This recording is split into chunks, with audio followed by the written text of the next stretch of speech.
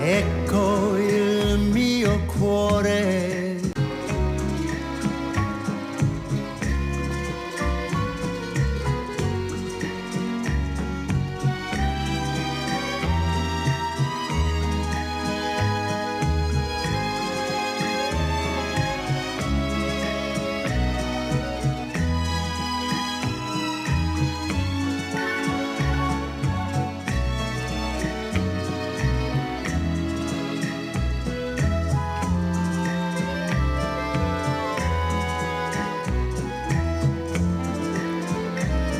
Secondi, minuti ed ore.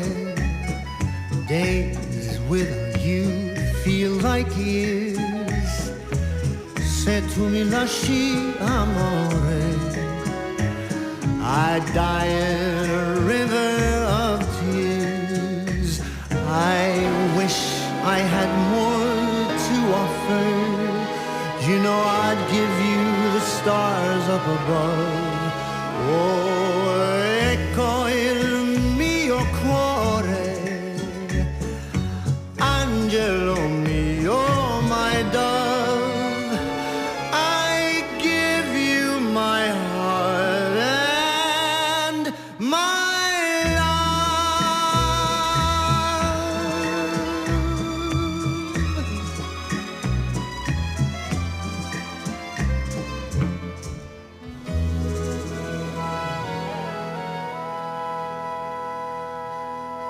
It's okay to be white.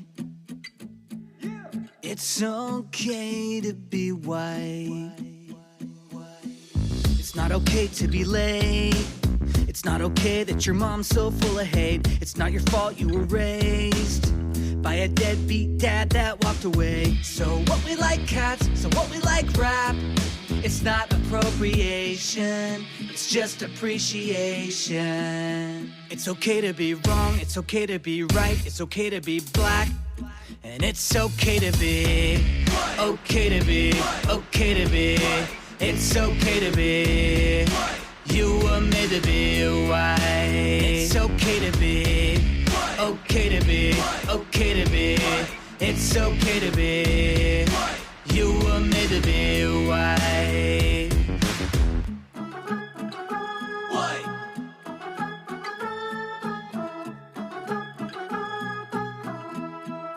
White. It's okay to be white. It's okay to be white. I'd rather be unafraid than live in fear. What about how I'm portrayed? I don't question my heart, even though they will right from the start. So what we like cats, so what we like rap. It's not appropriation, it's just appreciation. It's okay to be wrong, it's okay to be right, it's okay to be black. And it's okay to be, okay to be, okay to be. It's okay to be. You were made to be white. It's okay to be. Okay to be. Okay to be. It's okay to be. You were made to be white. Now break it down.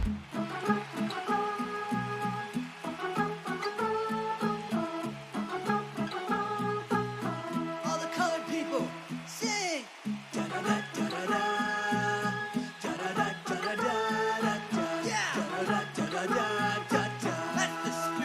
It's okay to be, okay to be, okay to be. It's okay to be. You were made to be white. It's okay to be, okay to be, okay to be. It's okay to be. You were made to be white. It's okay to be, okay to be, okay to be. It's okay to be. You were made to be white. It's okay to be, okay to be, okay to be. We gotta tell the truth, and it's the truth that changes and defeats the lie. You choose good or you choose evil. You choose good or you choose evil. It's up to you. You gotta think for yourself. Think for yourself. And if you decide to go with evil, it's your fault. I want to show you what evil look like. They have nothing else to offer. I want to show you what evil look like from hell. Oh, they're from the gates of hell. These are children of the light.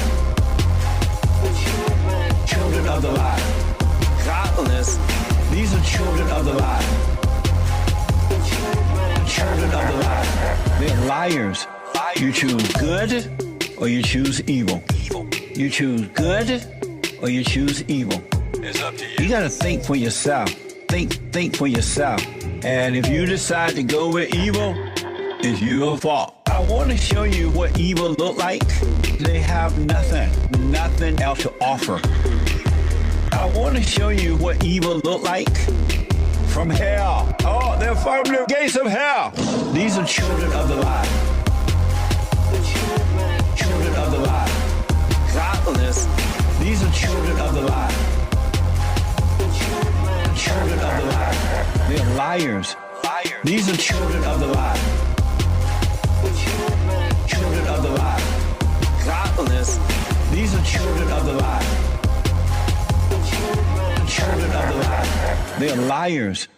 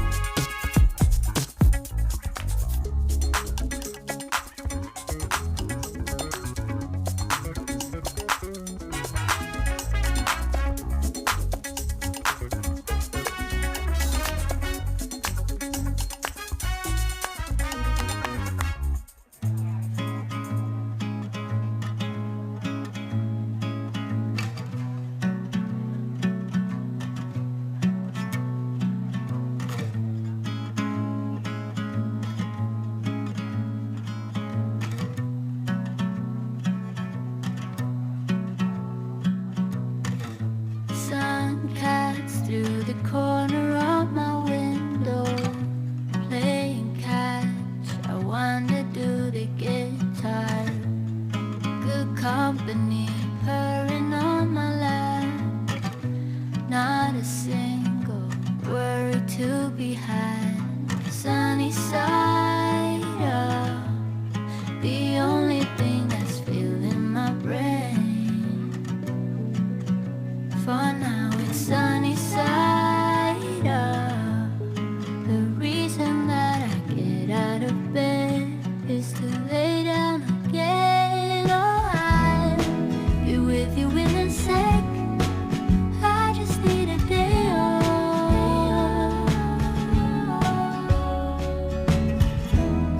Nothing in my plans. I just need a day off.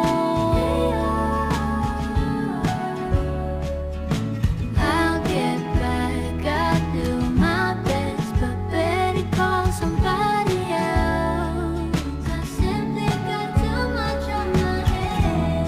Nothing in my plans. I just need a day off.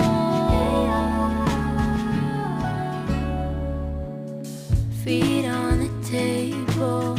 If I were just to move, and then she could be fatal. Now I don't know what to do. Thought of coffees hanging over me like a thread. Sunny side up, the only thing that's filling my brain. Be with you in a sec. I just need a day off.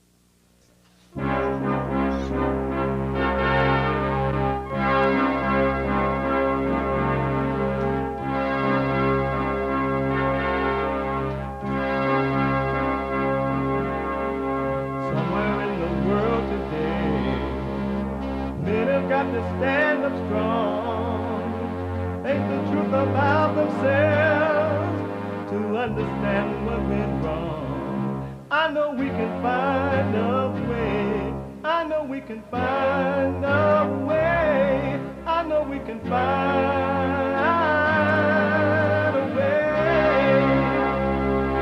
to stand up, stand up, stand up.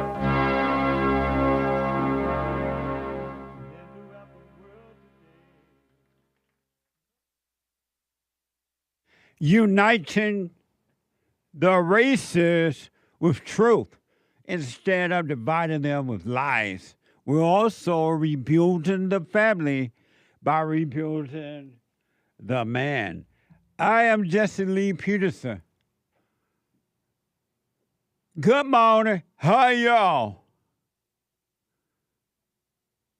Happy White History Month. July is White History Month, so I need to hear your white history hero. Someone that has done amazing things throughout history that impacted America and your life. I want to hear from you. And happy after 4th of July. This was probably one of the best 4th of July ever. And I love 4th of July. I've always, even as a kid, loved the 4th of July. Born on the 4th of July. I was born on the 4th of July. Amazing 4th of July. It was really nice. I hope you had a good one. Wherever you went or didn't go or whatever you did. Happy 4th of July. And you can get involved by calling 888-7753-773. 888-77-JESSE. And my biblical question, a doozy. A brand new biblical question. This is like Sweet Home Alabama kind of a biblical question. It's like, what the biblical question? And it's for those who really want to know themselves. Really. Most people don't, and that's fine. Stay in your hell. The hell with you. Really, stay in your misery, hurt yourself, and try to hurt others, and see how far that gets you in life. See what you end up with. But it's an amazing biblical question. You ready? Are you ready? Is it hard to say goodbye to the past, to people, or to a person? Is it hard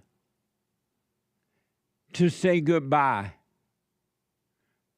to the past, to people? I love that. I'm looking at the video they're showing there as we talk about that. Or to a person. This is so deep, it makes you want to holler, throw up both your hands, and whatever. We have every way that you can watch and support the show listed on JesseLeePeterson.com/show. JesseLeePeterson.com/show. And if you're running around this morning, traveling or about to travel or whatever, or just working out, or just walking or running or lifting weights or whatever, you could be listening to the show. Podcast, of course, but you could be listening on your iPhone or iPad by calling the listen line on TalkStream Live at 605-615-4131. 605-615-4131. And to donate and have your comments read out loud, go to buymeacoffee.com/JOP Talk. Buymeacoffee.com/JOP Talk or Bond JLP Cash App. Bond JLP Cash App. Amazing, huh? It's Monday. Though we take all calls, Monday is and will always be Female Monday.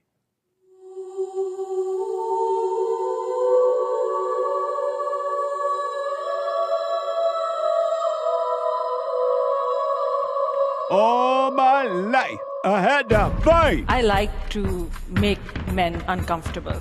All my life I had to fight. Let women take over. Some of us believe that women are getting paid less than men. I proudly say I'm a feminist. Thank you. Deep in their soul, they want to be home with those babies. We've been lied to for so long. That's for sure. From the moment you popped out of your mama's womb. Our battle is a spiritual battle, folks. You and I and everyone have been taught how to not live. They have taught us how to make sure life will not work. And that your whole life, unless you wake up, you will struggle in life, trying to make things happen instead of allowing things to happen. What a sad way to live, huh? Your own parents. And then the teachers and the experts and the preachers and the professors have taught you to live a miserable life. And if you notice, if you pay attention, nobody is free except the men and women who have started to wake up. And their minds are being renewed. Those are the ones that are finally starting to have a real life here, right here on earth, and don't have to wait until they die. And then when you die, I wouldn't take the risk, because you may, however way you drop your body is where you're just going to stay.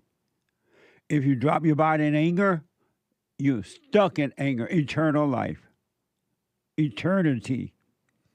If you drop your body in perfect love, meaning no anger, you're stuck in paradise. So it is a spiritual battle. It's not physical. We wrestle not against flesh and blood, but against spirits and principalities and wickedness.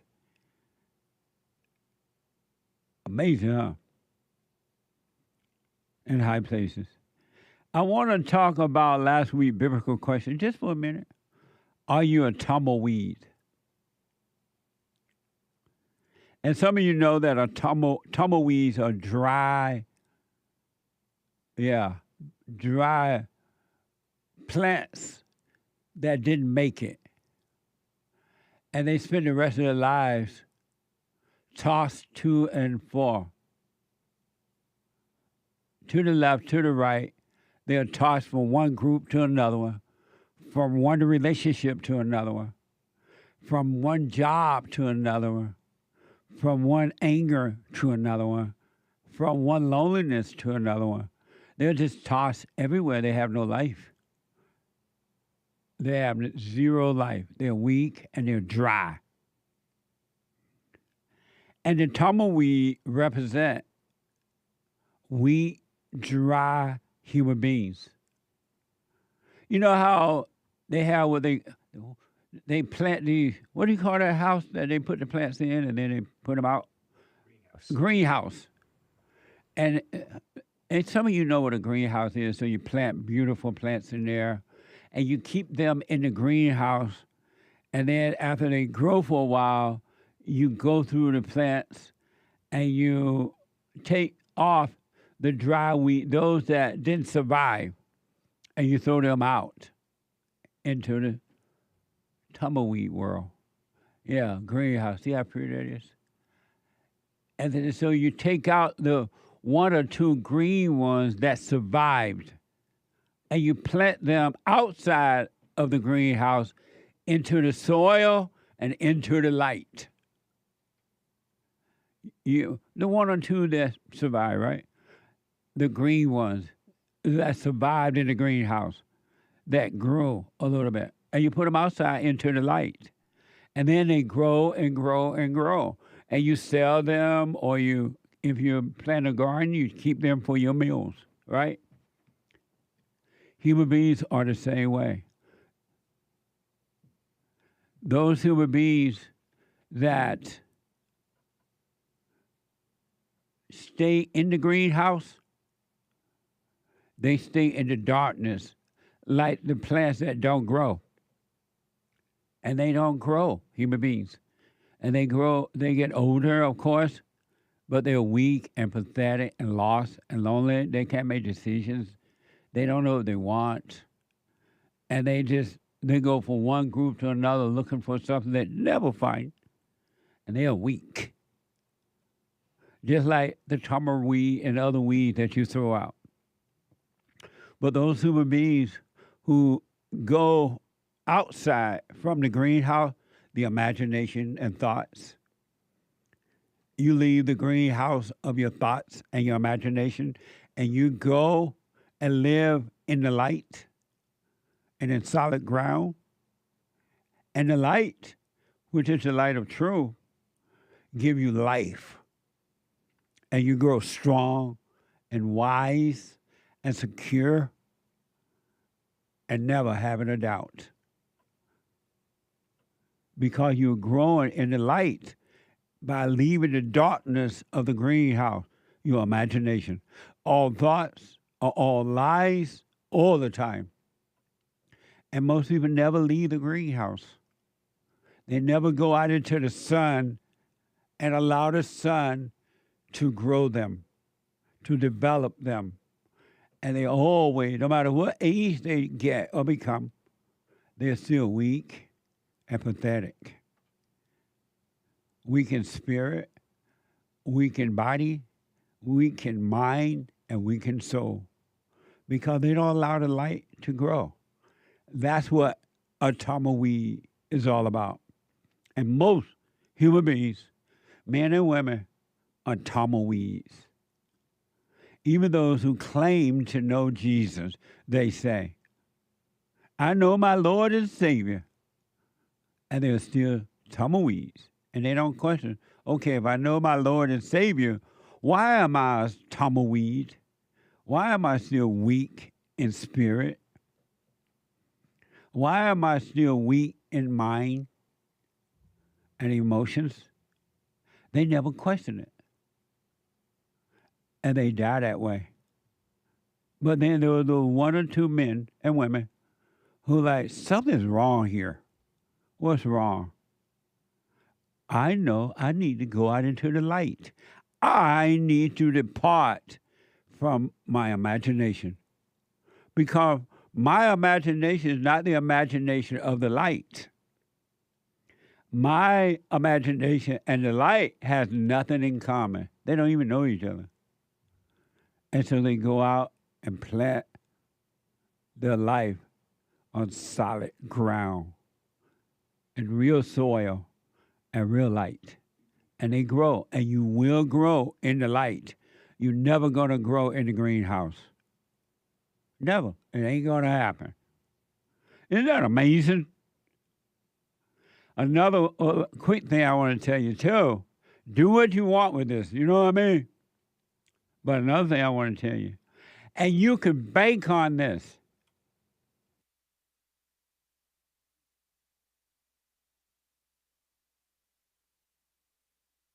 You could do Bitcoin on this, and you can bank on this.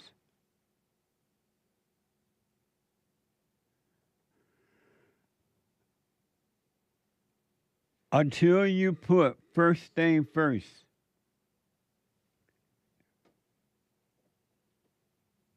You will always make the wrong decision in your business life, in your private and personal life, in your dating and marriage life. You can bank on this, really. Unless you, men and women, we all, men and women, unless we seek first the kingdom of God and his right way and allow him to add unto us every relationship you get involved with, every decision you make, everything you do will always be wrong. It's not going to work. There is a spiritual rule that if you don't follow, you will suffer. I guarantee you, every relationship you have, every marriage that's happening right now, and time gone by, if they did not seek first, like they used to do in the good old days, by the way, what was right, the relationships are not working. The man is miserable and the woman is miserable. And they fight. And they try to make it work because they don't know that they went out and got into this relationship based on evil and not on love, because they went seeking for it. And whatever you seek first will be your God. And you will get the God, and you won't be able to handle the God, men and women.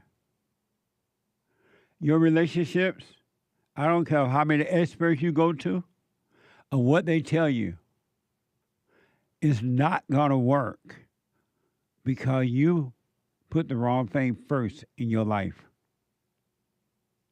It's not going to work, and you can't make it work. Oh, you may manage to stay together some years, but you're together in misery, and you cry at night. This is one rule that you cannot break and expect to have peace. You must put what's first. Seeking the truth, seeking what's right first before friendships or any kind of ship. It's not going to work. So I want you to know, and God, it doesn't matter if you try to dominate the woman or sex the woman to death. It's not going to work. And women are going to hate you for trying to dominate them. And women, it doesn't matter that you sex them to death and be all cunning trying to get them to be the way you want them to be. When in reality, all you want is a hug and he wants sex. But you do the sex thinking that you can change him or control him. It won't happen. Yes, you'll control him, but you won't be happy, even controlling him. What a miserable way to live when you don't have to live that way.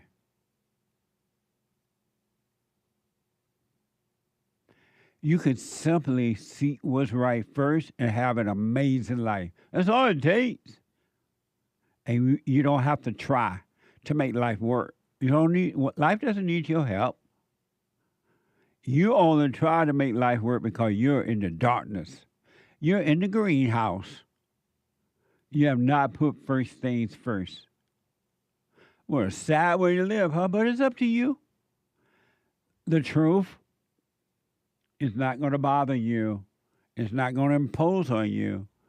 It will allow you to suffer. And it's not going to miss 1 ounce of sleep. And it's not going to feel sad for you or bad for you. It's not going to feel anything for you. It'll let you suffer until the day you die. But if you want the truth, you can invite the truth and it will come down and make a home in you and give you the most amazing life that even words cannot express. But it's up to you. And there are men and women who are working on themselves to overcome the greenhouse, the darkness of their imagination. It's a spiritual battle. 888-7753-773. I want to go to Lisa, a first-time caller out of Arlington, Texas. I mean Leslie, not Lisa. My bad. Leslie, you are on the air. Good morning. Good morning, Leslie. I would like to ask you something that I've not really heard anyone speak about. And as I've been listening, holding, it brought me to a couple of more things. What do you think about the term alpha female, beta female versus a feminist? Any of those three, do you have, what's your thoughts on that? There is no such thing as an alpha or beta female, and it means weakness, but it's a made-up term to give you a false sense of being strong and being weak. It's just made-up words to deceive you.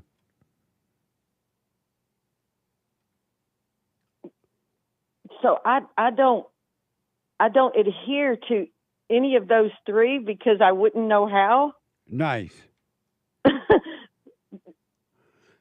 Are you a female? Yes. And you know what it is to be a female, right? Yes. And what is it to be a female?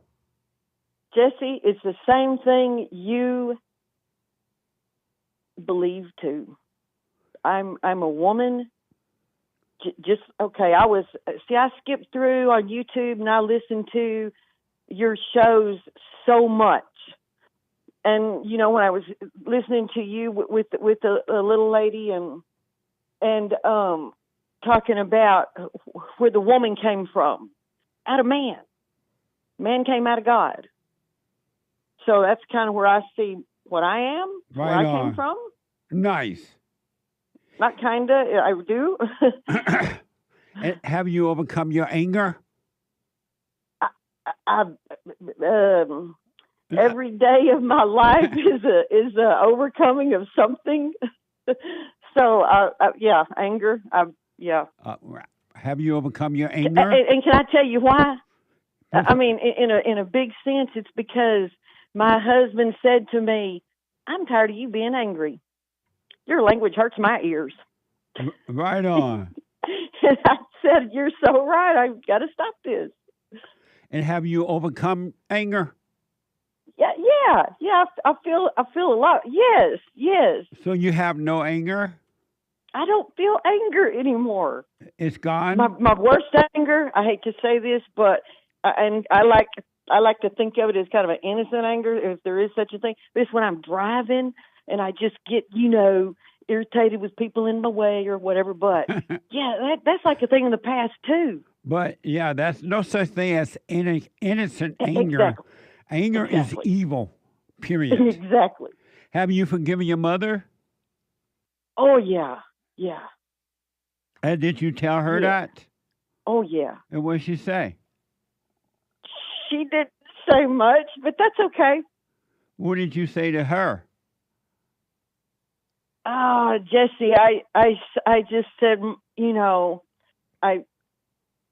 you did some things because that's, I don't know how you were raised. I don't know, but it's all in the past.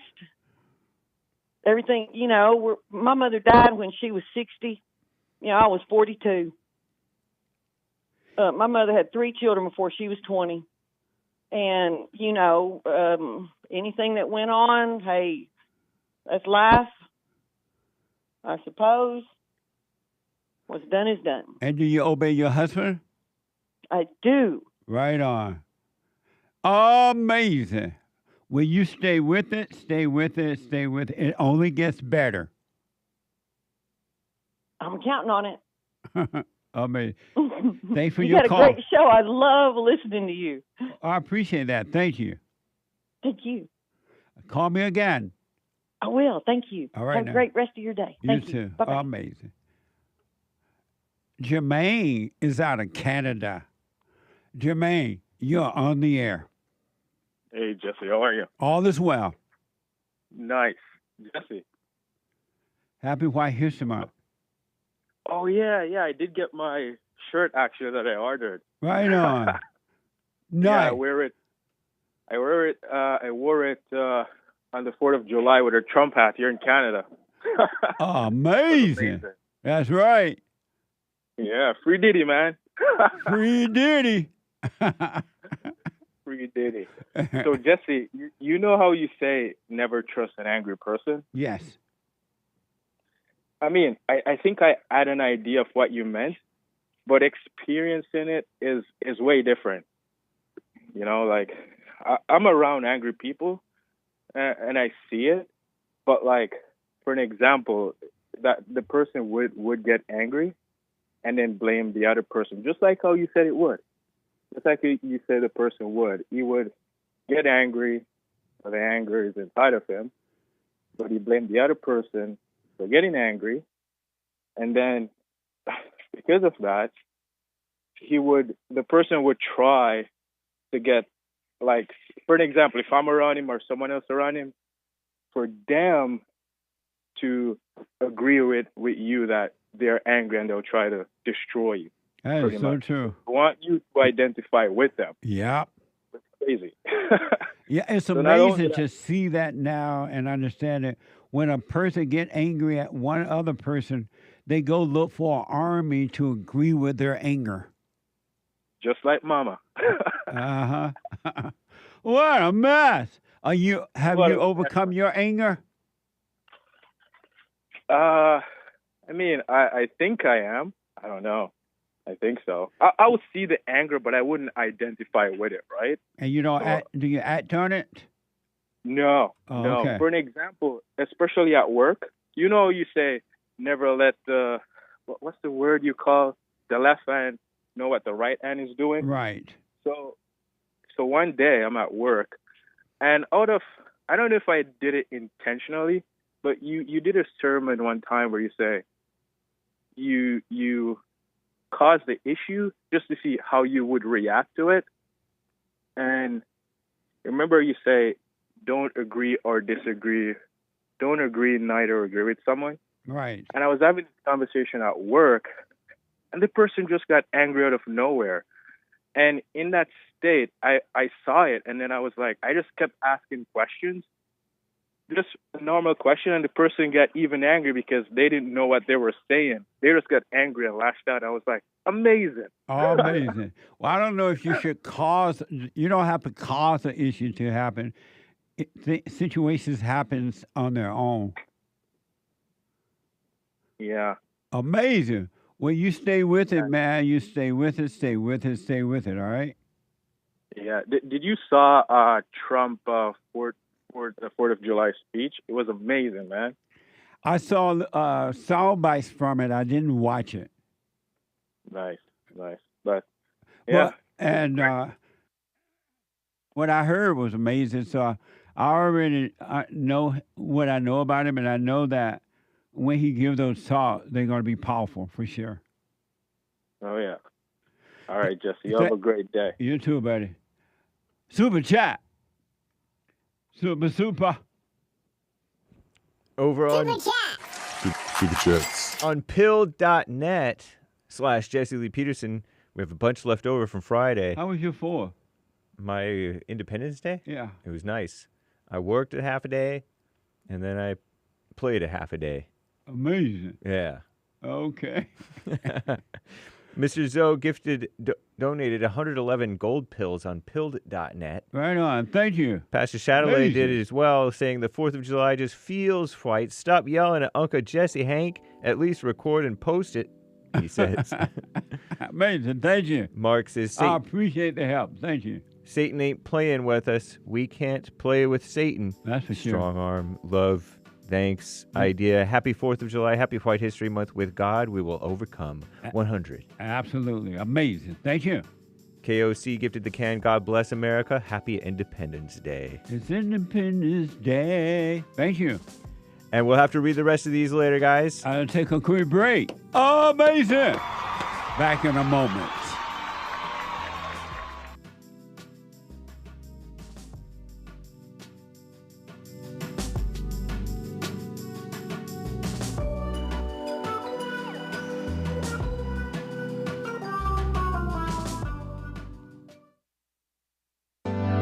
Steve, thank you for calling and thanks for holding. How have you been helped by the show? I'm going to tell you this.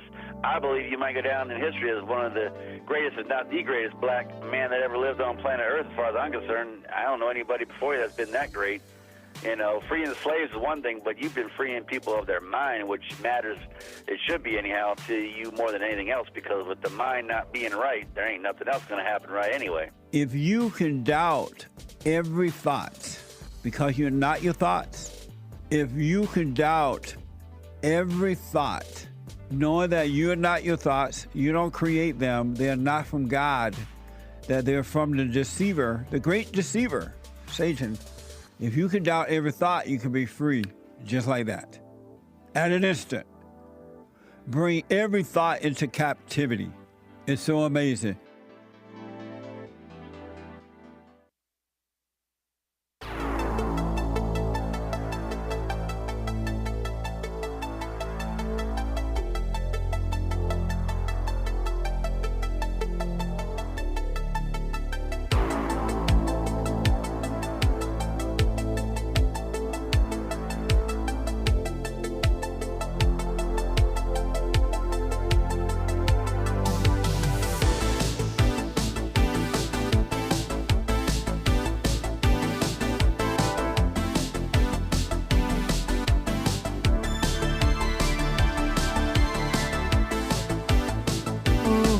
I love it from my head to my toe. Ooh, ooh, ooh, ooh, ooh. Amazing. Announcements. The Hake, H-A-K-E report. Excuse me, at 9 a.m. this morning, from 9 to 11 a.m. Pacific time. The Hake report. You don't want to miss it. James Hake is on fire. And then after the Hake report, the American Anchor Baby. From 11 a.m. to 1 p.m. Pacific time. Energy, just like Donald Trump, from the same God. And eventually, you will call the American Anchor Baby king. With that kind of energy, you can't help but become king. From 11 a.m. to 1 p.m. Pacific time. You don't want to miss it. And don't forget, happy White History Month. July's White History Month. We have amazing merch. White History mugs and shirts are now available, and all kind of merch on JessieLeePeterson.shop. Coffee, just everything there for you. And you don't want to miss it. JessieLeePeterson.shop. We have a fundraiser drive going there too. Make a donation to carry us through the summer. I'll update you tomorrow as to where we are with the fundraiser. When the office opens, they'll tell me, and I'll tell you tomorrow. I appreciate your support, by the way. Help us help others as you've been helped. Whatever, every dime, every penny counts. Go to rebuildingtheman.com/donate. rebuildingtheman.com/donate. Or call 800-411-2663. 800-411-BOND. Thank you. So,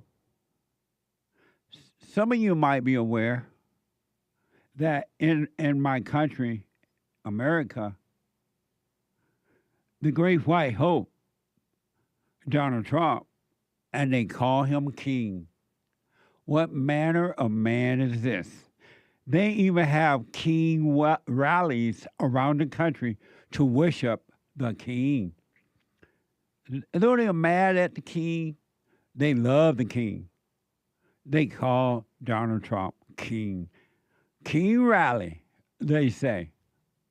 And it's not that Donald Trump call himself king. They call him king. What manner of man is this? the world obeys him. Well, they've been, you know how the recent administrations, Biden, Obama, and others, allow illegal aliens to come into our country by the drove. And they'll partying it up, having fun. Thank you, Mr. Biden. Thank you, Joe Biden. They had T-shirts that said, thank you, Joe Biden. Well, now that Joe Biden is not there any longer, the great white hope is cleaning house, sending them back to wherever they came from. And they're out across the country at car washes, these little hangout places where they hang out for day labor work. And collecting them and sending them back in spite of the evil people trying to stop them. And they are evil. Fox 11 is reporting ICE agents raided a car wash in West Hollywood on the 4th of July. Born on the 4th of July. I was born on the 4th of July. What an amazing time to do that, right? And they have a lot of these illegal car washes and places like that. And they have bad attitudes, too.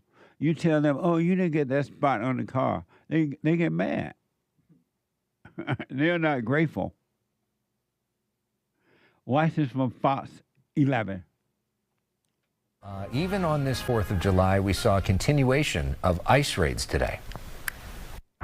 You should be ashamed of yourself. On the 4th of July? This was an ICE raid at a car wash in West Hollywood. Happened around 11 o'clock in the morning on this 4th of July. Multiple vehicles pulled up to Santa Palm Car Wash on Santa Monica Boulevard. Witnesses say 4 people were taken into custody. The car wash manager said they have worked at that car wash for years. It's actions like that that had demonstrators flooding the streets across L.A., protesting what they see as a lack of independence in America. Amazing, huh? What manner of man is this? On the 4th of July, some stupid female, on the 4th of July, people work on the 4th of July. Some people work on the 4th of July, too. And here are more information about the immigration raid in downtown LA from Fox 11. No more occupation! No more occupation! No more deportation! A large rally making its way through downtown L.A. where marchers took advantage of empty streets since 4th of July celebrations here were postponed. It wasn't as big as the No Kings protest that we were a part of a couple of weeks ago. No one is taking what is happening to our country seriously enough. This march, part of the 50501 movement, Free America Weekend of Community Actions. Skyfox, you can see the crowd facing off with uniformed personnel outside the federal building. In Los Feliz, it was the Free America Weekend rally organized by Women's March. We are protesting the inhumanity and the cruelty of this government and what they're doing to our community. A much smaller group outside the Joint Forces training base in Los Alamitos, the Lavender Democrats protesting the deployment of National Guard troops to help federal forces.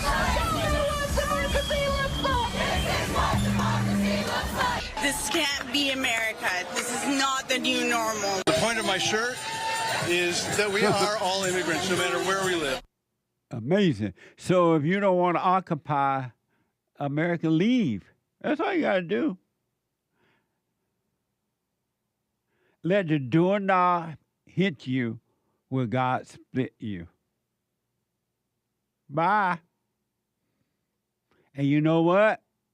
Now that the big, beautiful bill has passed, was passed, you're going to see more ICE people on the streets protecting America. America first.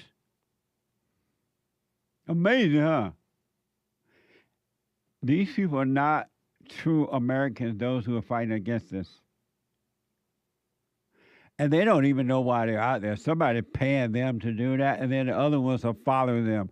They have the greenhouse effect. They're dry and lost and dead. Barely breathing.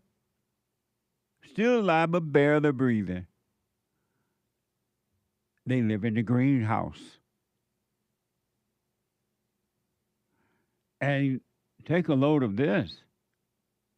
According to Al Jazeera, over 1 million Americans now call Mexico home. But in Mexico City, the arrival of many U.S. migrants is fueling tension. Watch this from Al Jazeera.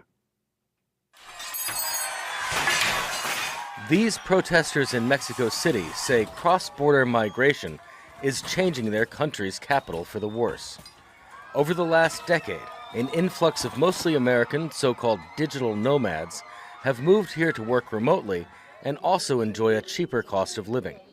Protesters say the newcomers have driven up rents beyond the reach of locals. If they're going to live in a country, they have to contribute to that country. The first and simplest issue is legal migration. They come here with visas or no visas, and still the change in purchasing power generates these problems of gentrification and displacement. I'm here because gentrification is just one more step towards colonization, dispossession, and the exploitation of our resources. Right now it's about the people, but it won't be long before they run out of oil, water, or lithium in other countries and come and take them from us. The activists are upset that rent has risen to 47%. Why is this? Many Americans in Mexico are able to still receive high salaries in dollars from U.S. companies by working on laptops from their apartments. The government is directing its public policies towards people with higher purchasing power, often illegally displacing local populations who have lived in these neighborhoods for 40, 50, and we have even documented cases of up to 60 years. In 5 years, rents have increased by 47%. This is violent for the local population. We are debating whether to pay for electricity, water, or food. Of course, we choose to eat. Some activists blame Mexico's government for encouraging them. However, there's no simple fix. Imposing tougher visa restrictions on Americans could worsen relations with the U.S. Mexican citizens in the U.S. also send billions of dollars in remittances back to their families in Mexico. In a world where travel and communication are faster and easier than ever, these two nations are finding it harder to have neighborly relations. What a mess. Hey, break that down. I don't understand. So are the Mexicans in Mexico mad because we're sending their people back home? And that's what this is all about? No, we're sending full-blown, well, we're not sending, but full-blown Americans are moving to Mexico City. Right, but they've been living there for a long time. No, the Mexican natives have been living there a long time. Oh. In those neighborhoods, and they're all poor. It's kind of like blacks living in poor black neighborhoods. Uh-huh. You know, black grandmas. But then the black grandmas can't afford to stay there because all these whites are moving in. And now there's these Mexican grandmas who are living down there in Mexico. All these whites are moving in, working from their laptops, making all kinds of money. Rent is going up, and so the Mexican natives can't afford rent in their own neighborhoods. But they didn't know that before now? They've known. It's become more and more of a problem to them. One thing about white people, they go to a location and make it beautiful, and the rent goes up. Uh-huh. That's why I'm going, that first truckload of, space load of plane going up there to outer space, when Elon Musk getting rich, I'm going on that first load and buy some land. And that communist guy, he looked communist to me, and he was using communist language. Oh, he called it violence. This is violence. That whites are moving in, and they're all rich, and we can't afford our stuff anymore. How come white people are the only one that knows how to make things better? That is interesting to me. Yeah. I was thinking over the weekend, what is it about white people that other races don't seem to have? It's just not there. Even if we pretended that they don't have it. What is it? White people show up on time. They get the job done.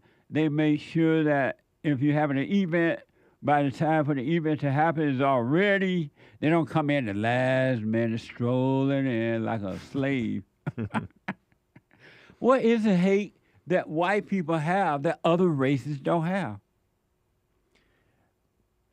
I don't know. Preparation. Am I A go-getter mentality. Am I exaggerating this? Not really. No? No. There's Asians who sort of make it happen. They do sort of make it happen. Asians do? They sort of copy, though. It's not exactly the same. What is it, Nick, Anchor Baby, that white people have that other races don't seem to have, that white people seem to make things happen? They went over to Mexico, and they done made it beautiful, and the rent went up. And now the Mexicans are mad, like the blacks are mad in the hood. Well, that's just... And they call it gentrification. That's just mere disruption, That's just high people with money moving into a place because of convenience, because it works out. So people make it about all these other things, like, but that's all it is. But white people do more than just move in. They make it nice, and making it a nice, safe area to live. Rent goes up, and it's difficult for the poor people to come in. I mean, when you do things right, it can only get better. But how come white people are the only one that seem to do that? That's a good question. And the answer? Question. I don't know. You don't. Hey, you're one of them. Am I?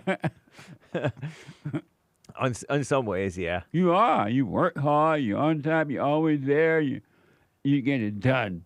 What is it that white people have that people of color don't have? Not just the blacks. Right. People I know color, that period. Hispanics are. I talked with this one gal recently in the last few months, and she made the point that black and Hispanic people don't make an area nice. They make it not nice. Well, of course not. Yeah. But that's what I'm trying to figure out why. The white people gave up South Africa to the blacks. Mm-hmm. And they went to hell and a handbasket really fast. And the white people went out into the farmland and they started building there, making it nice overnight. And the blacks are mad about it. But what is it? I really want to know, folks. It's White History Month. What is it that white people have that other races seem not to have? Well, there's the discipline angle. Because now and then you'll find a black or a Hispanic who acts sort of white in that they are disciplined. Right. Maybe they've been into the military or whatever.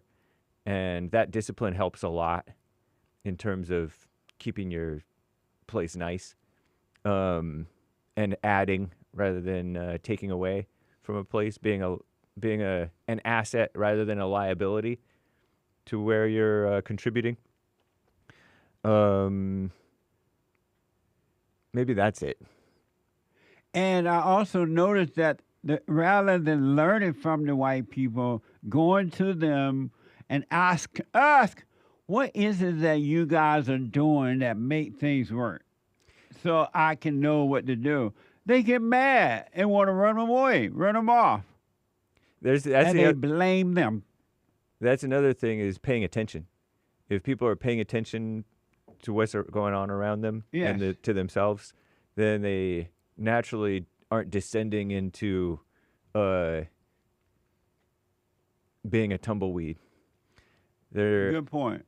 They catch themselves when they're being a little bit off and all kinds of stuff like that. What a mess. Over in Mexico, they mad because the white man went over there. They realize that the litter is actually not nice. Stuff like that. The crime is really not safe. Right. Why, Lord? Why? Why are the whites, Lord? KC is the first-time caller out of Nashville, Tennessee. KC, you're on the air. KC. Jesse, how you doing, sir? All is well. You're on the air there. Man, let me tell you something. I just got introduced to you from some friends of mine that we actually in a country band together, and we were heading down the road maybe about a month ago, and these are a bunch of white guys. I'm the only black guy in the band. And you sound white. And they're like, what does that mean? You sound like a country white guy. Oh, my dear God. Well, that's I don't because even know how to you hanging out with white people. That's why. What's up? Well, so check it out, man. You're so funny. So they introduced me to you, and I'm watching and I'm listening. And the reason why they did was because they know that a lot of what you're saying, that I have those same stances. So I just want you to know, man, that you're not alone in this. I mean, I see the whole black and white issue. Yeah. We're pretty neck and neck. I'm not interested in making excuses. I'm not interested in ignoring what is the obvious. And so I absolutely love what you're saying. I support you 100%. And just keep doing what you're doing. But I have a question for you. I appreciate that, man. Thank you. Absolutely, yes. So here's my question. Do you believe that God would only bless a person contingent upon them having faith and belief in God, or will God bless someone in spite of them having faith or belief in Him without that? So in other words, will God bless someone just because, rather than is contingent upon you having to have faith in Him or have a belief in Him? God bless the person that seeks after Him, and it does not require faith or belief. You just need to seek Him first, and He will bless you. But when you say seeking God is a form of faith? Seeking God is a sign of being lost, and you're trying to find your way back to the Father. And you don't know what you're looking for, and you don't know what to expect. You just have a wait and see, and the Father will take care of you. He doesn't require anything from you except submission. I like that. That's good. That's good. Yeah, I was just curious to see what your take was on that. But again, Jesse, hey, man, keep doing what you're doing. I know for a lot of people it probably gets a bit uncomfortable, but I support you, man. And the black community at some point has to recognize that this anger, this inner anger that they have, and you always hear, a lot of blacks say, well, we got to have that conversation. We got to have that conversation. And I think there's some truth to that, but it's not a conversation with white people. There you go. I think black people need to have that inner conversation with that guy that they're looking at in the mirror and come to terms with, why am I so angry? Absolutely. KC, call me again. I got to take a break. Thank you for your call. Cool bean. All right. Back in a moment. Hate news, not the fake news. Coffee now.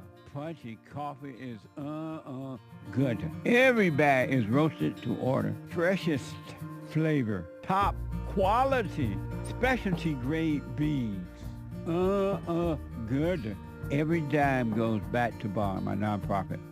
And we are rebuilding the family by rebuilding the man. So when you're drinking coffee and enjoying it, just know you're helping somebody.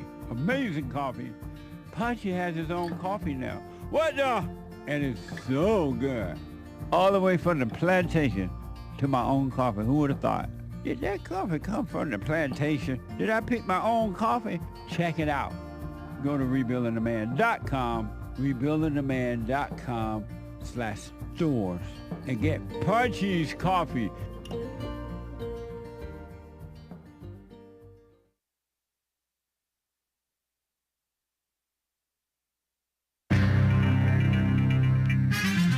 There's some serious mess going on in the world. Elon Musk starting a new party.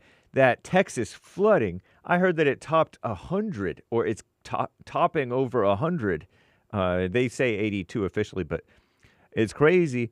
And also, Israel attacked some Houthi targets in Yemen. Ooh. This is the end of hour one of the JLP Peterson Show. It's Female Monday. Everybody loves females, if they love anybody. And everybody loves Mondays. It's Monday, July 7th, 2025 AD. There's one line open. You can call in right now during Hake News, Not Fake News, to get on hold, to get on air with JLP in the coming hours. But it is Hake News. JesseLeePeterson.com/show to find all the info for the JLP show, the podcasting, and all that stuff. Elon Musk, according to Commie Nonsense Network, CNN, the largest individual donor to our greatest president, Donald J. Trump's 2024 campaign, announced plans to form a new political party. The America Party, I think is what he wants to call it. The move comes on the heels of our greatest president, Trump's sweeping domestic agenda bill, the big, beautiful bill becoming law.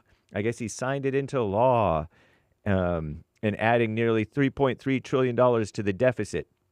Like that matters. Give me a break. Elon Musk indicated he wants the America Party to be fiscally conservative.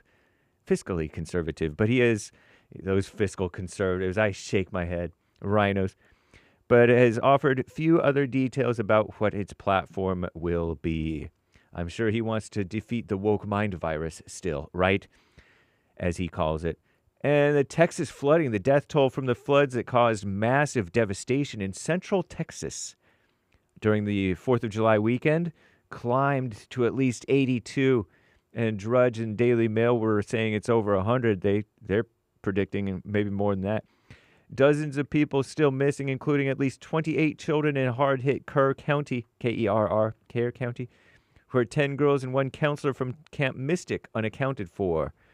Hundreds of so-called first responders are participating in search and rescue operations, digging through the debris for survivors and remains.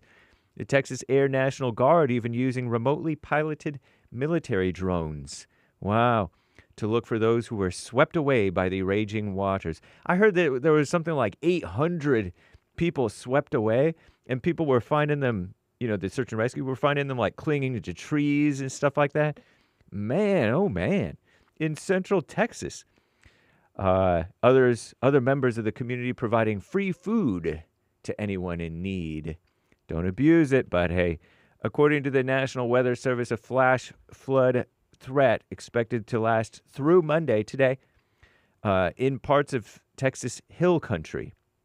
Did you know there are hills in Texas? I didn't know that. I guess there would be. It's a big state. Additional rainfall amounts of 2 to 4 inches and isolated amounts of up to 10 inches of rain could occur in some areas. So watch out. Pray for Tejas, Texas. And Israel attacked the Houthi targets in Yemen, per CNN, launching strikes on ports and a power plant around midnight local time Sunday night into Monday morning. The Israeli Defense Forces, IDF, also attacked Galaxy Leader, a cargo ship seized by the Houthis in November of 2023. Wow. And so they've held on to it for almost 2 years, going on 2 years. According to the IDF, the strikes were in retaliation for at least 3 Houthi ballistic missiles that were launched at Israel. I didn't know that Yemen, somebody said that Yemen was shooting, Houthis in Yemen, shooting missiles into Israel. It wasn't just Iran. No immediate reports of casualties from those strikes. Israeli Prime Minister based Benjamin Bibi Netanyahu, I use the term loosely, you guys get nervous, is scheduled to meet our greatest president, Donald J. Trump, in Washington, D.C. later today, if it hasn't happened already. Nice. And there's another storm, a tropical depression called Chantal in the Atlantic. Nice. It's named after a woman. Is that a black name? I'm James Hake. Now back to JLP. Hour 2.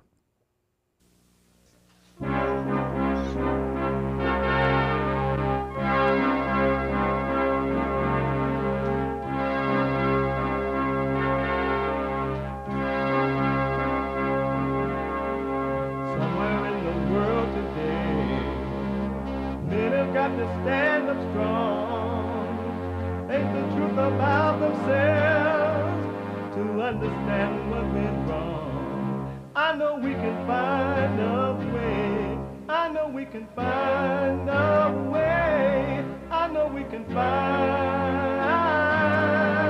a way to stand up, stand up, stand up.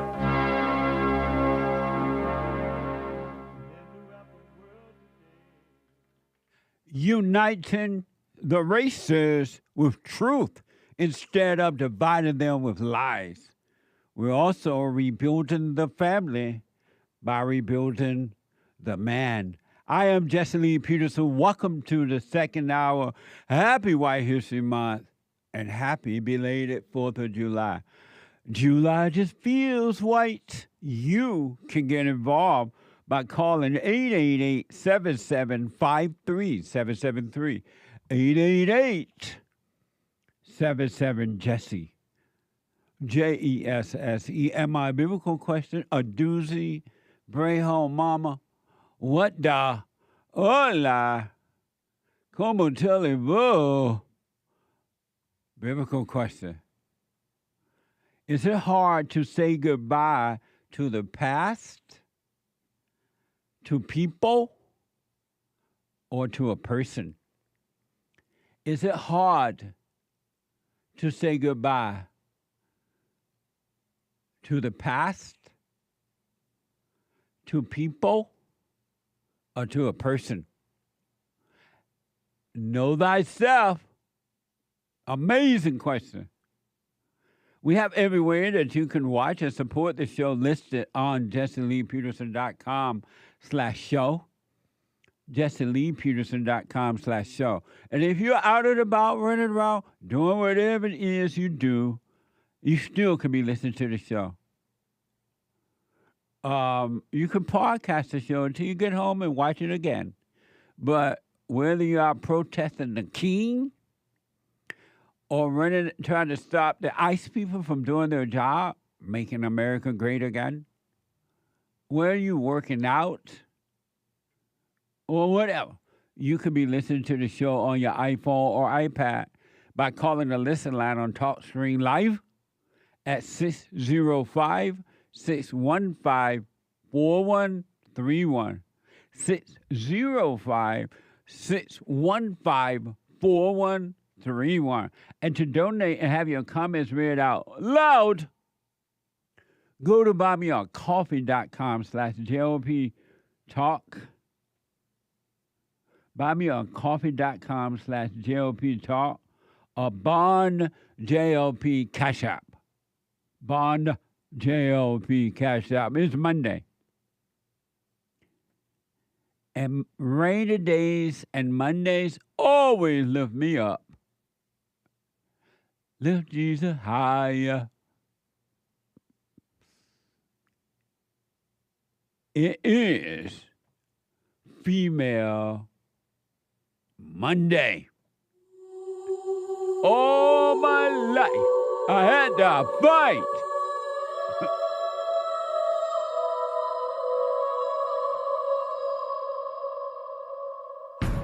I like to make men uncomfortable.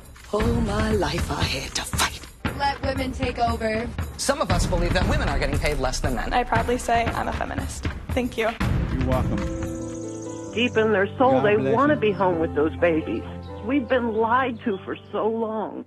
You've been lied to all of your life. The moment you popped out of your mama's womb, they lied to you. They told you how to live. And all of your life, you've been trying to live up to it, and it doesn't work. It's not going to work. It ain't going to work. You need a renewed mind, a clear mind. And that is possible. Before I go to the calls, that was a bad situation, I guess, happened in Texas. And it's interesting in the way that they said it happened. So apparently, some of you may have heard about this. It sounded like there were a group of people, and it sounded like a girl group, most women or girls, went on like a camping trip or some type of retreat there in Texas. And while they were there at this location, it started raining. And it just flooded out in quick time, according to the report, fast time. And the people, many people were killed, according to the report, and stranded because the river, it sounded like the river overflowed or something like that. Here's that story, in case you ever heard about it. It's so interesting to me. And so I've just been paying attention, a little attention to it to see what happened. But this is from NBC News, in case you haven't heard about this. Catastrophic flooding struck central Texas on Friday, causing a surge of 20 to 26 feet on the Guadalupe River near Naryville. Is that Naryville there? Naryville, leading to widespread damage and washing out roads. Watch this from WTVR CBS 6. For first responders in Kerr County, Texas, it's been a harrowing weekend of searching and rescuing in the wake of early morning 4th of July floods. We will continue to search our search efforts until everybody is found. Officials say the death toll throughout the state has climbed to at least 70 and 41 remain missing. Multiple campers from Camp Mystic, the girls' summer camp in Kerr County, are among the missing. I had the opportunity yesterday to visit Camp Mystic, and it was nothing short of horrific to see what those young children went through. Officials evaded questions from reporters Sunday as to why the campers weren't evacuated sooner. One of the questions that still hasn't been answered 3 days into this is, despite TEM's warning on July 2nd and July 3rd that something like this could have happened, that the threat existed, why that information didn't get down to the camps and why they weren't evacuated. Can you answer that now? That is a great question, but again, we want to make sure that we continue to focus. We still have 11 missing children that we want to get reunited with our families. Until we can get reunited with our families, we are not going to stop until we do. So, thank you. A girl campground there. Amazing. The Secretary Kristi Noem is leading the federal disaster response. Watch this. Department of Homeland Security Secretary Kristi Noem is leading the federal disaster response. We do know the number one priority now is people, is making sure we're finding people as fast as possible. In addition to the children's summer camp, RV parks along the river were filled with people on vacation for the 4th of July. They had no warning a wall of water was coming their way. Amazing, huh? And the last report I saw this morning, they were saying something like 85 people were dead, I think. Don't quote me. I could be off on the numbers. And something like 30 kids, give or take, in there. And the rest were adults that were killed. Isn't that amazing? Fox News has reported the Department of Homeland Security, Kristi, addressed criticism about notification prior to the flood. Watch this. Of course, when a situation like this takes place, people are looking for answers. They're sometimes looking for someone to blame. There was a question asked of the Homeland Security Secretary as to whether or not, there should have been more warning for this devastating flood in the Guadalupe River Valley. Here's what Kristi Noem had to say in her answer. My background is, before I was in the secretary position here under the Trump administration, I was governor of South Dakota and served in Congress for 8 years before I was governor. And so I will tell you that for decades, for years, everybody knows that the weather is extremely difficult to predict, but also that the National Weather Service over the years at times has done well, and at times we have all wanted more time and more warning and more alerts and more notification. That is something, and one of the reasons that when President Trump took office, that he said he wanted to fix, and is currently upgrading the technology. And the National Weather Service has indicated that with that and NOAA that we needed to renew this ancient system that has been left in place with the federal government for many, many years. And that is the reforms that are ongoing there. Amazing, huh? Grandpa tell me about the good old days. President Trump, according to this report, had to fix everything. The last administration and the one prior have not been fixing anything up. Everything falling apart, if this is true. What a mess. I heard, I saw a story, I don't know how true it is, that there was air traffic controller people fighting inside the air traffic control building. The workers fighting. The world gone crazy. T is a first-time caller out of Georgia. Georgia, on my mind. T, you're on the air. Hi, Jesse. Hey, T. Happy White History Month. Happy White History Month. July just feels white. Tomorrow's gonna be white history. Amazing. So, I feel like I can barely hear you. Is it because what is it? Is it something on my end? I don't know. Let me test. Are you hearing me now? I can hear you, but I still feel I can barely hear you. But can you hear me? Oh, yes, loud and clear. Are you on a speaker or Bluetooth? No, I took it off. I took it off speakerphone. Oh, okay. And can you hear me now? Yeah, I can hear you. Okay, let's go for it. I can hear you very clear. Okay. So I found you probably earlier this year, and basically I was just seeking for the truth, and I just came across your channel, and I've been listening to you ever since. And I also really, when I was younger, raising my kids, I noticed that what you were saying, I was an angry mother, and I also forgave my mother, and that didn't turn out well. And I told my boys, that to forgive me, because I put them on to you too, and told them to listen to you and why, because they was asking me, why am I saying all this? Mom, I love you, blah, blah, blah. So I put them on to you, which is, and let them listen to you also. But one thing about it, I've been a Christian since early teens. I've been born again, saved, going to a non-denominational church since early teens. But I noticed that since I forgave my mom and told her, I went just straight did like you said did. I said, Mom, I forgive you because I hated you when I was younger. I hated you for what you did to us, and I want you to know I forgive you. But she has not gotten over that. She is angry.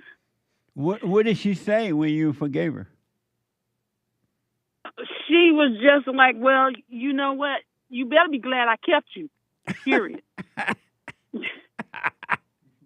Oh, what the? Okay, but the thing is, sometimes that was not the Christian thing to do if I'm a Christian. It's like, because I don't know, sometimes it's not like I feel guilty, but it's like there's so much tension now where there wasn't that tension, prior. So I'm like, what is going on? I'm like, did I do the right thing? And what type of tension is there now? Well, she's still angry. And, she don't talk to me or anything like that. And how do you feel about that? I mean, I feel okay. But sometimes, I just wonder, was that love to do that? And your question for me is, was that love? was that love to do that, to just go and say, I forgive you because I hated you. And actually, I really didn't feel like I hated her until you said I hated her.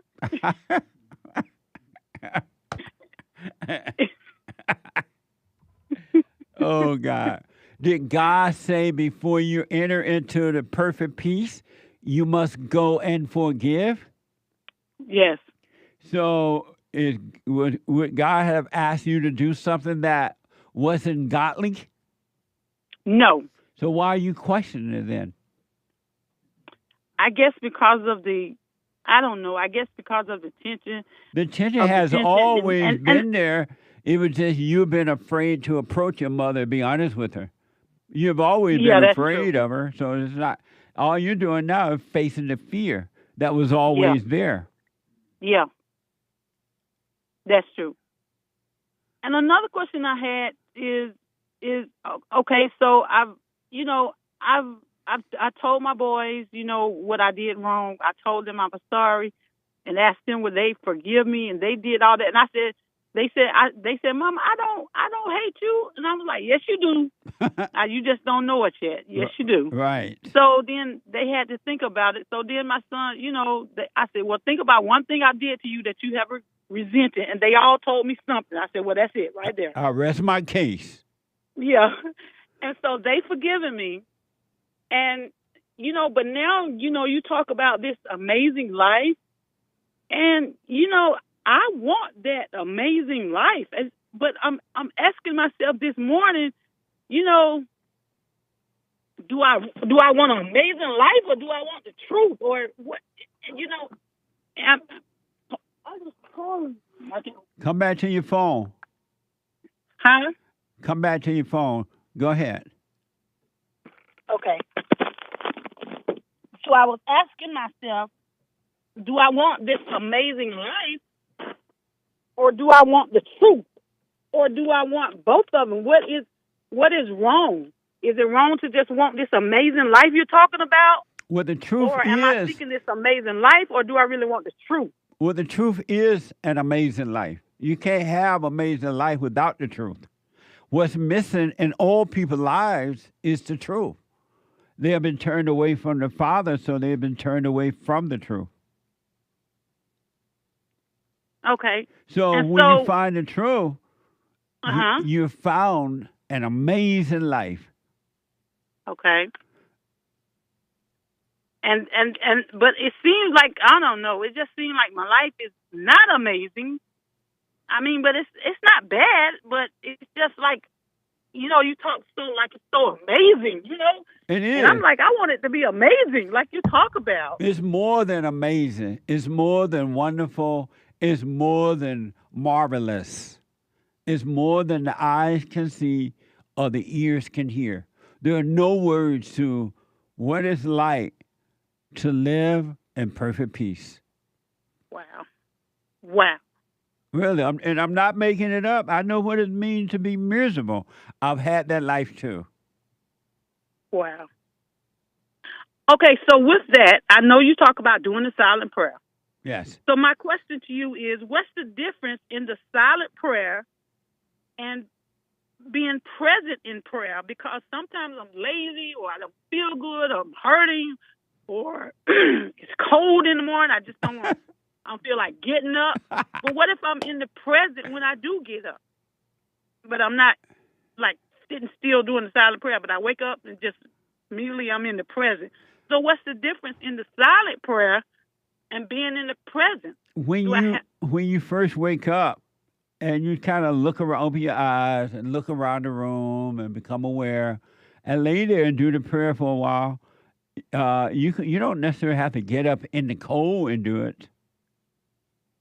And if you're waking up present, you're wearing yourself in bed, you're wearing yourself getting out of bed, putting your feet on the floor, you're looking around, you are present. It's the same thing. Oh, okay. Because I was feeling kind of guilty. I'm like, man, I'm just, like lazy, like can't get out of bed. I missed it again. But Are you black? Yes. Oh, well, I'll rest my case then. Okay, that's why I'm lazy, because I'm black. I'm black, yeah. Yeah. Yeah.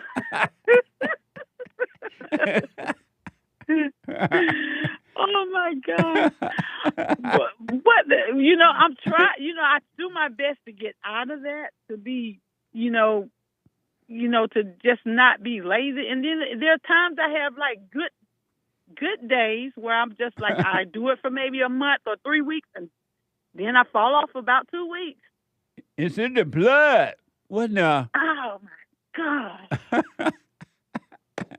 But why is it still in the blood? I've forgiven. I've let go my anger. Let me tell you this, because of time. You're doing fine. The truth is with you now.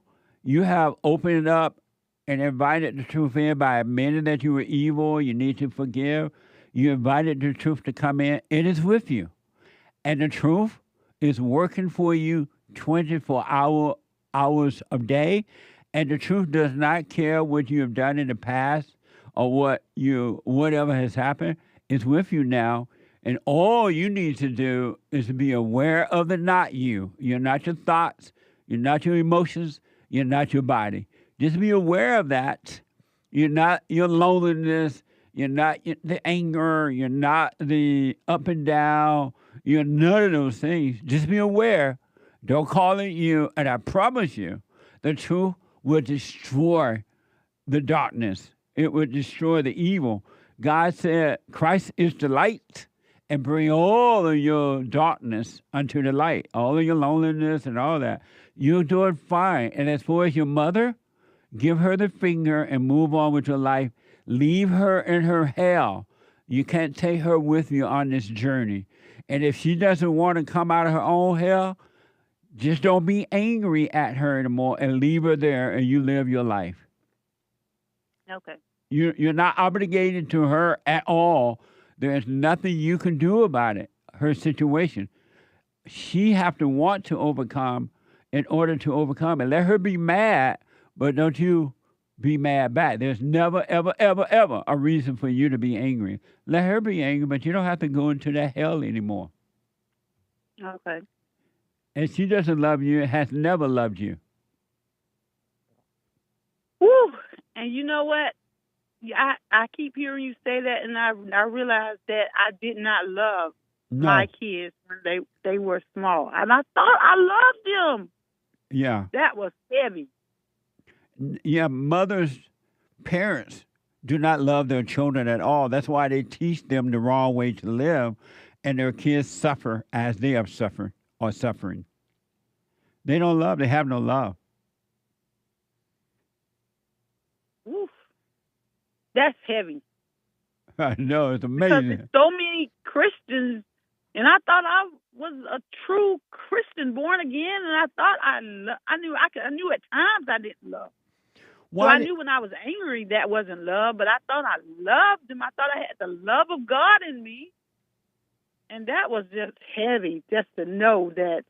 But you know, hey, I've accepted it. Right on. That's all you need to do, accept the truth, and the truth will make you free. How old are your kids? Oh, they're grown. Oh, okay, so they're not boys anymore. No, they're grown. Well, you have apologized to them for doing wrong, treating them that way. You couldn't help it. Now you have to let them suffer. You can't take them along on this journey either. They have to want it for themselves.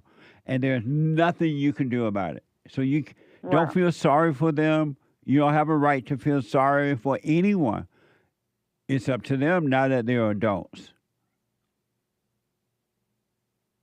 So another thing, when I used to be an avid, try to just win people, to just want to see everybody, saved and everything. And my question is now, I'm so lost. What do I do with my life outside of doing this silent prayer? You live your life. That's all you need to do. And the reason that when you thought you were a Christian and you were trying to get other people saved, you were doing that because you were evil and you're trying to find a way to make yourself feel good. You want to feel like a Christian. So you're going to get everybody saved, and you're going to pray for them, and you're going to do. It was all evil and not love. Wow.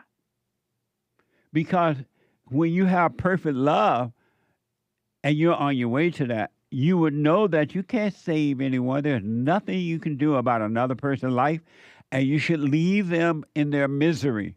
You have to say goodbye to the world. Hell with the world. Because human beings love their misery, and if you try to save them, they will destroy you because they hate the light in you. They will destroy you. And they'll pretend that they are accepting your help, but they'll be lying. Mm. Do you notice that Christ and God leave people in their hell until they're ready to overcome? Yeah, but I thought we were supposed to be like his hands and his feet, and we were supposed to be like the person that he's gone now. We're supposed to be like sharing with everybody. That's our job. Who told you that? To make disciples. But who told you that? Christ healed the people, and he said, go and tell no one. Why did you think you need to be doing differently? Because he also said, go and make disciples. He also said that. But he go didn't. ye into all the world. And it says, go ye into all the world. He told his disciples to, and make disciples. He that believeth and is baptized shall be saved. He that, doesn't believe shall be damned. He told us to do that too. But he wanted them to be the light. He didn't want them to go and do it on their own. Okay, so why would he say take two, go 2 by 2? He would tell them to do that. Because he would say go 2 by 2. In case you ended up in the hood, he didn't want you to get killed. Yeah, that's true now. Now that was definitely the case a lot of times. Let me ask this, and then I got to run because of time. Okay. When you were a Christian and you didn't have perfect peace, why did you think you were a Christian?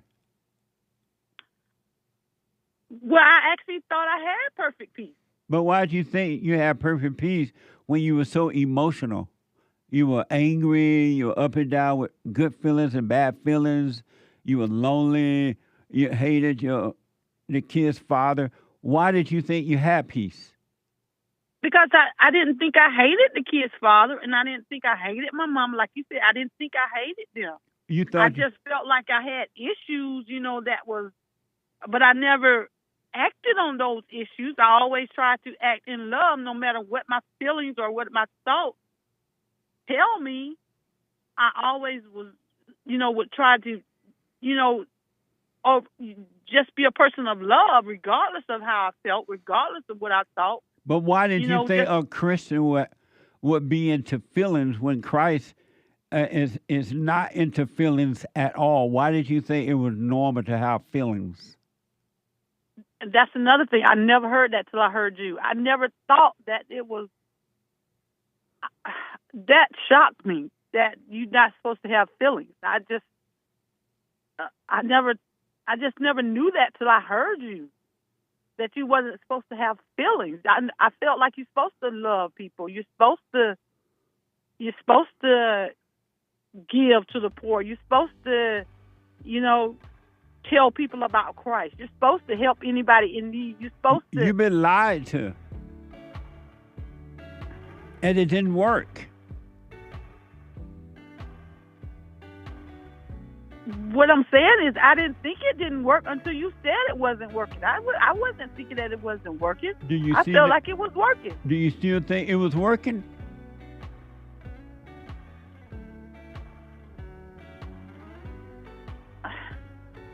Hold on. Let me take a quick break. And when I come back, we have to end this, and then I go to other callers. Back in a moment, folks. Back in a quick moment.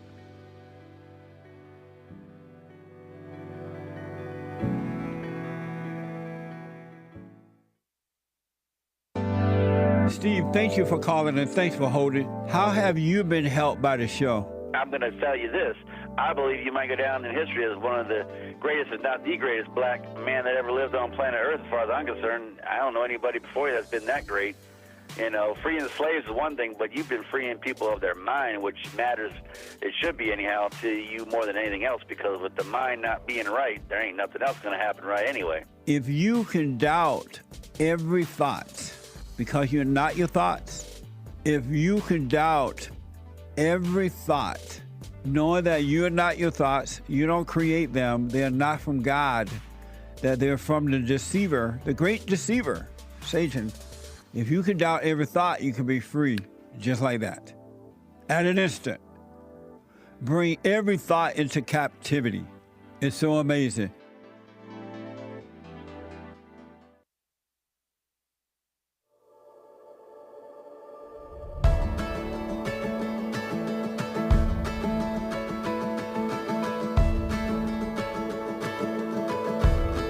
The shadows were dancing on the building's golden light when the sun sank low. Bustling streets and busy traffic. Walking. All right, folks, welcome back. Get your cameos in, your shout-outs, your personal shout-out. Get them in, and I'll do them for you. Anywhere in the world. Personal shout-out. Happy White History Month. Happy 4th of July month. Happy birthday. I wish you well. Shout out, encouragement, whatever it is. Congratulations. I will do them for you. Amazing, huh? Go to Cameo, CAMEO.com/Jesse Lee Peterson. CAMEO.com/Jesse Lee Peterson. And get your shout outs. These shout-outs are amazing. And last but not least, if you need counseling, family or individual counseling, whatever it may be, by phone, Skype, or walk-in, I would do them. Go to Rebuilding the Man all over the world, rebuildingtheman.com, rebuildingtheman.com, or call 800-411-BOND, 800-411-2663. To make an appointment. And be patient. If we can't get you right in, we'll get you in as soon as possible. Because everybody and their mama, if you're white, and everybody and they mama, if you're black, want counseling. And we have the best counseling service on this side of heaven. You may only need one session, 2 at most. But most people like, Jesse, I want to set up another appointment later. All right. It's up to you. All right. Rebuildingtheman.com or call 1-800-411-BOND. Let me go back to T, our first-time caller out of Georgia. Georgia, on my mind. So, T, if you thought that all that stuff was working, why, when you heard the message from me, you believed and saw where I was coming from if it was already working? Okay, when I heard the message from you, because all my life I've heard that, you can be angry but sin not, need to let the sun go down upon your wrath. And I would try to raise my kids, but, I would just get so angry, Yeah. But I would, and I never thought that anger was a sin, basically. I thought that staying angry or not, that's the sin. But when I heard you say that anger is a sin, that it is of the devil, that it is, I was like, what? I was so shocked because I've never heard that you got to completely let anger go. Because, Christians, we think that, as long as you, ask for forgiveness, get over it quickly, and be honest with you, I would never really get over it before the sun go down. I was going to say that you never get over anger. They're just lying to themselves. Yeah. And so when you like the first person that I heard say you got to let it go completely. And I've always wanted to get rid of it, but I just never knew why I would get angry and why I would why I would cry to get angry, to let it go. But that's why the anger Okay, that's what got me with you. Let go the anger. I said, I got to let it go completely. Let it go. You're And not then going to I told my boys. You're not going to enter into the kingdom of heaven until you overcome evil. Evil cannot enter into the kingdom of heaven. And anyone that has anger, I don't care how because some people think there's big anger, there's little anger, but anger is anger. Evil is evil. And you're not going to enter into the kingdom of heaven with an evil heart. It's just not going to happen. And see, I didn't think I had an evil heart. I just thought I had a problem, and I had to not let it overtake me. But I never thought I had an evil heart. Yeah. Are you married? Yes. Do you obey your husband? Yes. You always obey him? I haven't always obeyed him, but since I started listening to you, I really do focus on obeying, doing what he asked me to do. Right on. But I feel like, and he has to, he's got the anger issues now too. So, I mean, basically everybody I know does not understand that concept of just completely dropping that anger and not let it just to not ever be angry, that was mind-blowing. Well, you stay with it, stay with it, stay with it. Don't get mad at your husband if he can't see. He is asleep. He cannot see. And you just work on you because you can't make him see either. Don't be mad at him, and you'll be fine. And the truth will take care of you. You'll be fine. Mm-hmm. Okay. And do the silent prayer and stay with it, stay with it, stay with it. And I'm telling you, if you stay with it, you're going to end up, just imagine living a life with a clear mind. Everything you do in life will be clear. There'll be no thinking about it, word or thinking if it's working or not. You will have a clear mind. Your mind is being renewed. Wow. And last thing, if you don't mind. Okay. I was going to ask you about, because I looked in the scripture, and the scriptures always talk about crying to the Lord, cry out to God. Shall not God deliver those who cry to Him day and night? But then I guess I went to Revelation, and I read where it talks about overcoming, and I said, whoa.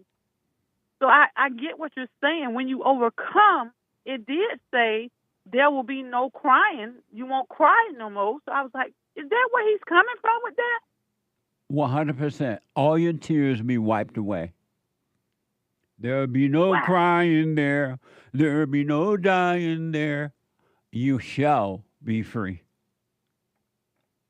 It is done. It is finished. And all you have to do is live. Let life happen. Don't try to make life happen. Let it happen, and you'll be fine. Okay. And never, in closing, never, ever, as long as you walk this earth, never do a what if. What if I do this? Is it going to work or not? If I do that, no more what ifs. Just live. And life will take care of you. Okay. Do what's in front of you and don't be double-minded. No more what-ifs. Okay. Amazing, huh? Yes. Amazing. Well, you stay with it and let me know how things are going for you. Okay. Thank you. And it is wrong, unnecessary, and evil for you to feel bad for your mother. Okay. That's a sign of no love. Okay. Because there is no you to feel bad for anyone, not even for yourself. Okay. Okay. Amazing. Amazing. Happy White History Month. Thank you. Happy White History Month to you, too. Thank you. Amazing. Mm-hmm. Bye, T. Bye. Your friend and my friend and the whole wide world friend is on the line. Your friend A lady that doesn't mind speaking the truth. What the? And they hate her for it, but she loved them back. Pearl Davis is with me. What the? Out of Chicago. Pearl, happy White History Month. Happy White History Month. What? Oh my gosh, you're so funny. The whole wide world, Fred. That's the best intro I've ever gotten. How was your 4th of July and White History Month? How are things going? Oh, good. I wanted to call you back because I realized you were right about something. And what was that? That moving home would be hell. I told you. Yeah, you did. So I have a question. What is it with mothers and events? Like, what is that? Like, I feel like you've had people call in on the show before where, like, it's like, why do mothers are so into, like, events and family vacations and that sort of stuff? And because like, they're evil. hell if you don't go. Why? Because they're evil. They're evil and very insecure, and they think controlling the world around them is going to give them a sense of security, and it doesn't work. And it's nothing going to give them security but to come back to the truth. But they're evil, and that's why they try to control everybody and everything, to the point that if you don't do what they want you to do, they'll build an army against you. They'll yell at you. They're trying to control because they're insecure. They have no love. Yeah, it's crazy. They send like a whole army. Yes. And it'll be over like the smallest stuff where like you're just like, I don't want to do something. I know. And you're like, why is this world war? I'm like, women don't quit, man. When they're crying, they're lying. Yeah. But you gotta, don't hold it against her. She cannot see. She cannot help. And you be you. If you don't want to go, don't go. And let her do it and say whatever she wants.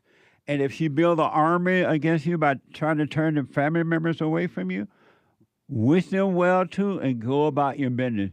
Don't be afraid to live your own life. Yeah, I'm moving like 10,000 miles away. I take your advice. But if you don't forgive her, she'll control you 10,000 miles away. Yeah, no, I know. I have, but I just like watch it now, and I'm like, it's kind of crazy. Are you moving overseas? No, I love America. I'm never moving overseas again. Right on. No, I haven't announced the city, but I am moving to a new city soon. Right on. And have you forgiven your mother? You gone to her, forgiven her? Yeah, I have. And what did she say when you went to her? It was just kind of a crash out. You know how it is. And have you overcome your anger? No, I don't think so. Why not? No, I don't know, because like, you know what I realized? It's like I kind of understood what you said the last time I was there, because you were like, you can't judge your thoughts or something. And I was like, Jesse, what do you mean? Like, if you have messed up thoughts, like, it's kind of your own fault. But I realized it sort of is, but like, it's like the third thought. Like, the first thought is like you reacting, and the second thought is you processing stuff, and then the third thought is getting angry. You know what I mean? Like, it's always the third one. But do you realize that you're not your thoughts, and you don't create thoughts?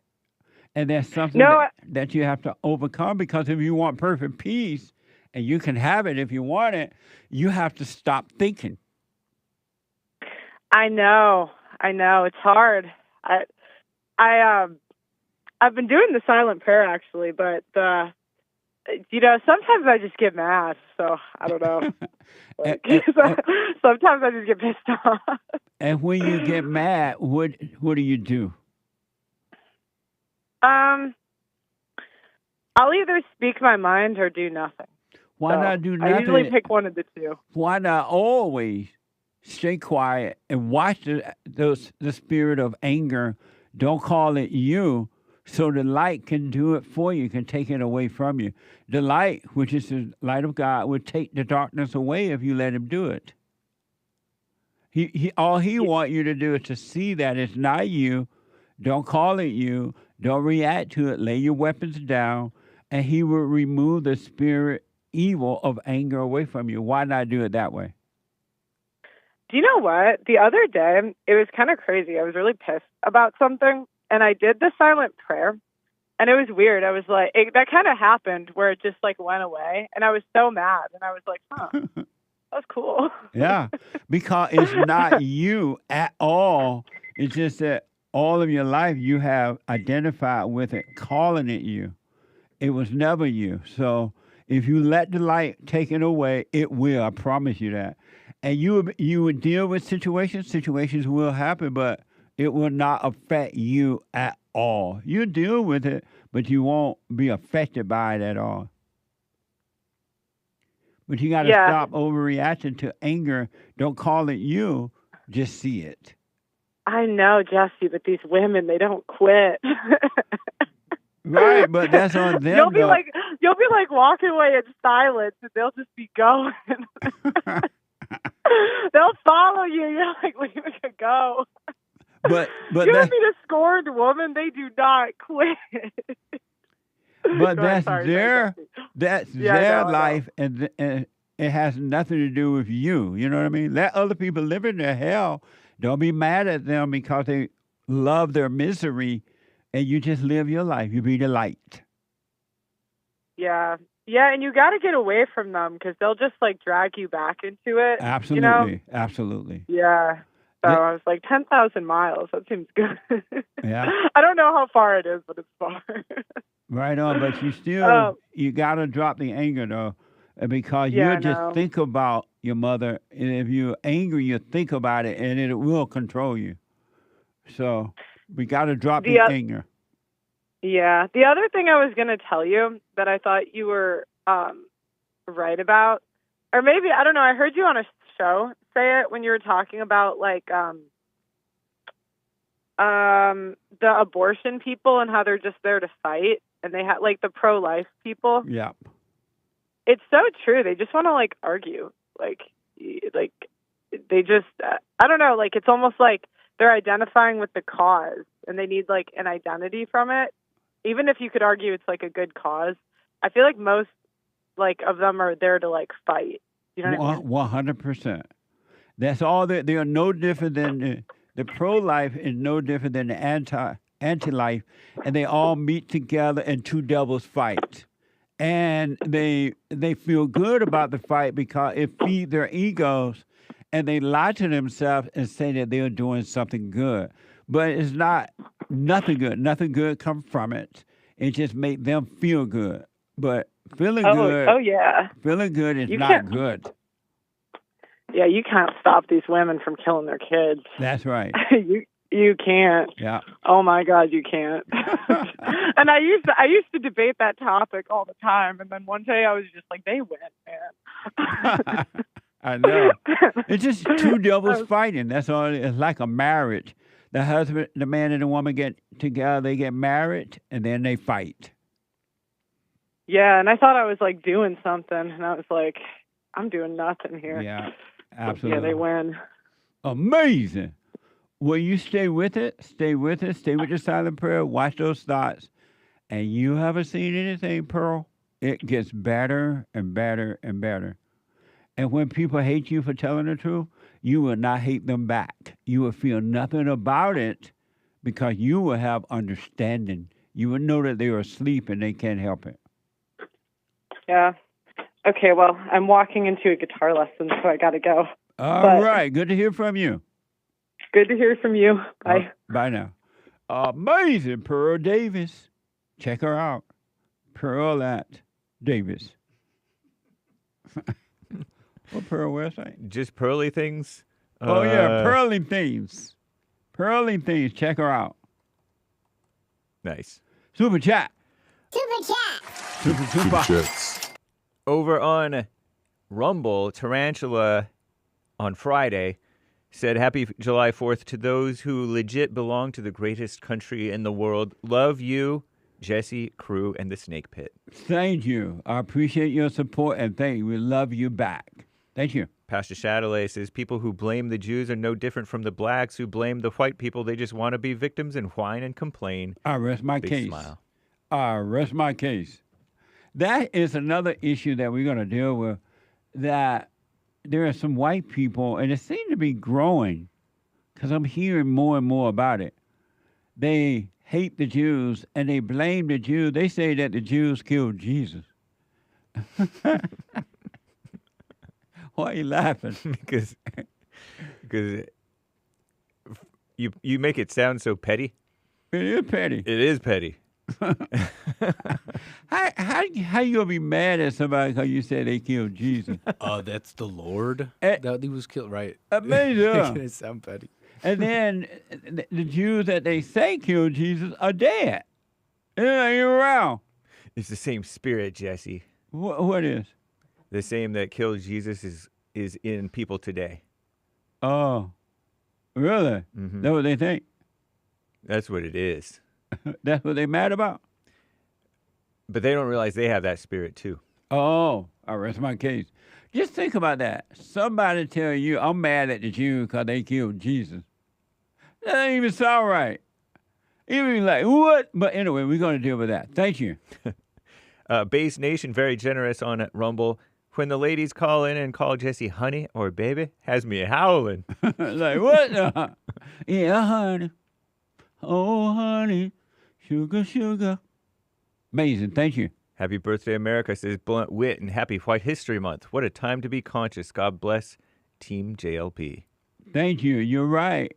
What a time, what a time, what a time.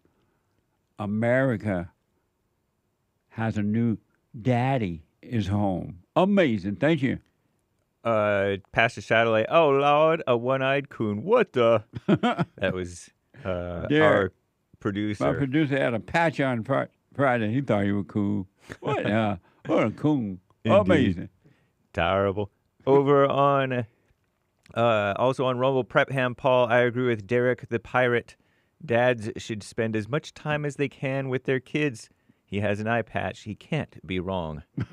That's right. We played the video when these black dad fathers allow somebody to get them to push strollers, and they made a YouTube video of it, and they think that that's a sign of fathers loving the children. What? And they try to prove that black fathers are there. Okay. Thank you. Ike the Man asks, Jess, do you love women? Asking again, Jesse, do you love women? Amazing. Yes. Amazing. Thank you. That's why we have Female Monday. Female Mondays. Prep Ham Paul on Rumble on Friday said, I hear a lot of assuming regarding our judgment of these males, these fathers. Assuming, I guarantee you, some woman was behind it. I could be wrong, but ain't no man gonna plan on going on a stroll and then making a video about it. Fazul Stroller Day, I'm willing to bet not one of those men wanted to do this. We played this video called Daddy Stroll Event. It was out of Chicago. Okay, Chicago. Thank you. Jody Samurai, I don't pick up dog crap, stand in lines, or push strollers. I rest my case. We'll have to read the rest later, guys. I got to take a break. When I come back, your phone calls, and we'll finish up on the super chat. Hate news, not the fake news, is coming right now, and I'll be back in a moment. You know, I'm 32 years old now, and I've been clinically depressed since I was 17 years old. And ever since I started listening to you a couple of months ago, bro, I don't even need to hear the word depression. I don't even care about that because that's not anything that I identify with anymore. Nice. I'm 100% cured. I'm 100% better because I've been listening to the Jesse Lee Peterson show, and I can't even begin to tell you how much I appreciate you. And I just can't even, begin to tell you how much I really appreciate the things that you're doing for young men. Young men need to hear this, and young men need to know this message that you're delivering because it's important. It's vital to their lives, Jesse. I just wanted to let you know that, man. That's amazing. I mean, you made my day, man. When I hear one soul has returned to the Father, it's like 1,000. It's better than silver and gold. So God bless you, man.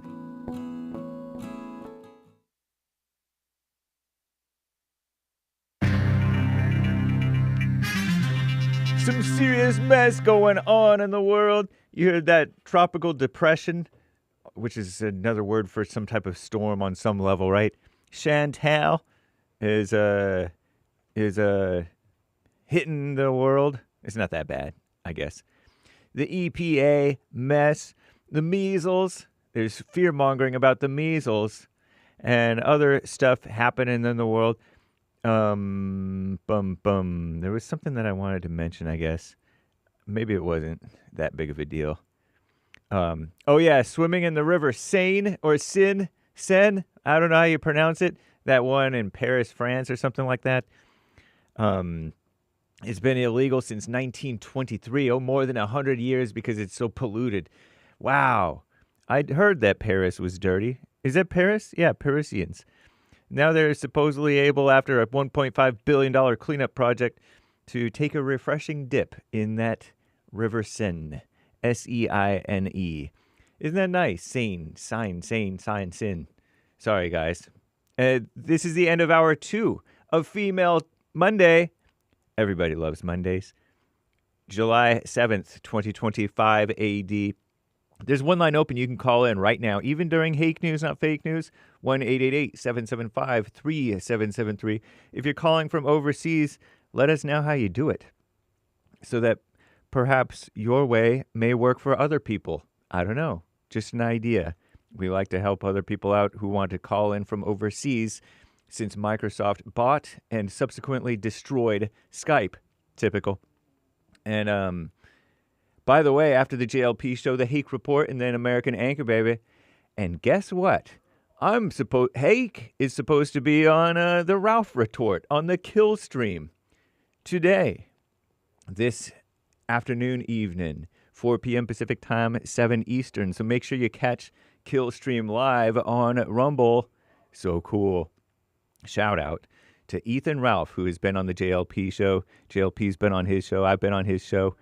So it may be like loosey-goosey, but that should be cool. Anyway, Chantal, the first named storm of the 2025 Atlantic hurricane season, according to Commie Nonsense Network, CNN, to hit the United States, is deteriorated to a tropical depression. Whatever that means. It's some type of stormish type of a thing. Since making landfall early Sunday. However, flash flooding remains a concern in parts of northern North Carolina and Virginia. Life-threatening surf and rip currents also expected to continue at beaches from northeastern Florida to the mid-Atlantic states, the National Hurricane Center warned.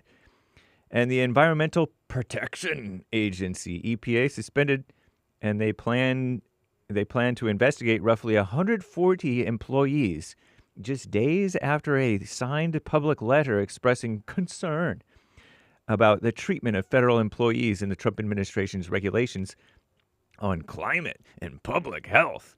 The letter outlined 5 key concerns: undermining public trust, which they did themselves, ignoring scientific consensus to benefit polluters, so they claim, reversing the EPA's progress in America's most vulnerable communities.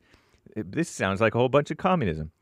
Dismantling the Office of Research and Development, promoting a culture of fear. That's what they do. Give me a break. And forcing staff to choose between their livelihood and well-being. What? We took an oath to support and defend the Constitution, said one self-important EPA employee who was placed on leave after signing that letter. Quote, we promise to follow the science and follow the law. They are trying to scare us and squash any type of resistance before it starts, unquote. What a mess. Also a mess, measles, or the reporting about the measles, too. The U.S. has hit a troubling, they call it, milestone. More measles cases this year than any other since the disease was eliminated or declared eliminated a quarter century ago, 25 years ago. Experts say this year's cases likely to be severely undercounted. They may go unreported. Data from Johns Hopkins University Outbreak Response Innovation, 1,277 confirmed cases of measles in 2025 so far. 2 children and 1 adult have died with measles. I'm James Hake. Now back to the Jesse Lee Peterson Show, Hour 3.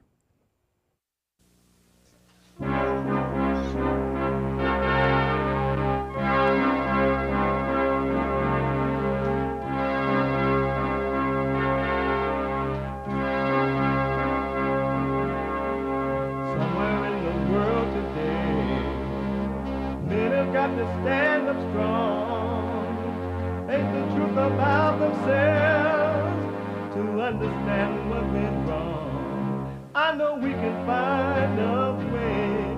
I know we can find a way. I know we can find a way to stand up, stand up, stand up.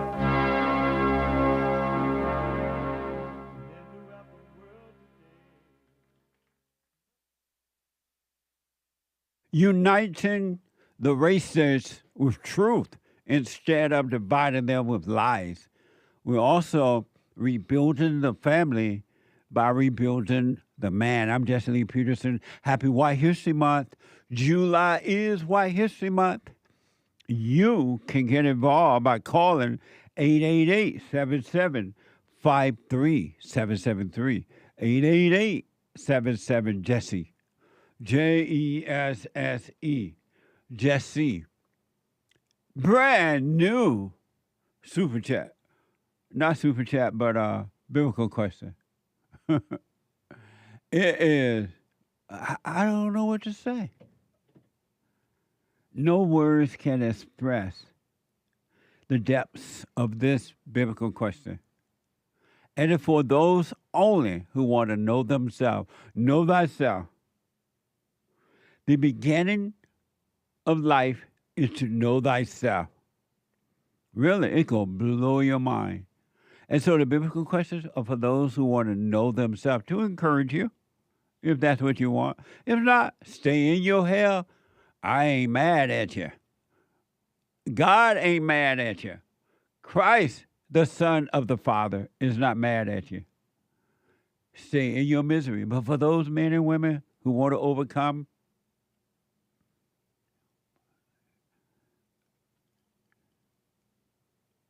it's for you. Is it hard to say goodbye to the past, to people, or to a person? Is it hard? It's so hard to say goodbye. Is it hard to say goodbye to the past, to people, or to a person? Amazing, huh? We have every way that you can watch and support the show listed on JesseLeePeterson.com/show. JesseLeePeterson.com/show. And you can podcast the show. If you're not able to sit and watch it, you can podcast, but you can be listening on your iPhone or iPad anywhere in the world. We are heard around the world, Monday through Friday from 6 a.m. to 9 a.m. Pacific time, 9 to noon Eastern time. So you can call the listen line on TalkStream Live at 605-615-4131. 605-615-4131. And by the way, there were some Swedes at the fellowship yesterday. I'm like, what the? They were at the fellowship. Amazing fellowship yesterday. They were like Swedish. How you saying that? Yeah, Swedish people or Swedish. Swedes. The Swedish people, you could call them Swedes. A couple of Swedes. Swedes from Sweden at the fellowship right here in the United States of America. Love the truth, right? So shout out to the Swedes. Amazing. So you can get involved by calling 605. You still can listen to the show. 605-615-4131. I lost my train of thought there. And to donate and have your comments read out loud, go to buymeacoffee.com/Jesse Lee Peterson, JLP Talk. Buymeacoffee.com/JLP Talk or Bond JLP Cash App. Bond JLP Cash App. It's Monday. And every Monday is Female Monday. All my life, I had to fight.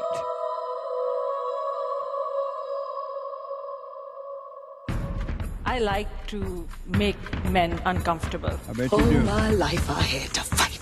Let women take over. Some of us believe that women are getting paid less than men. I proudly say I'm a feminist. Thank you. Deep in their soul, they want to be home with those babies. We've been lied to for so long. Amazing, huh?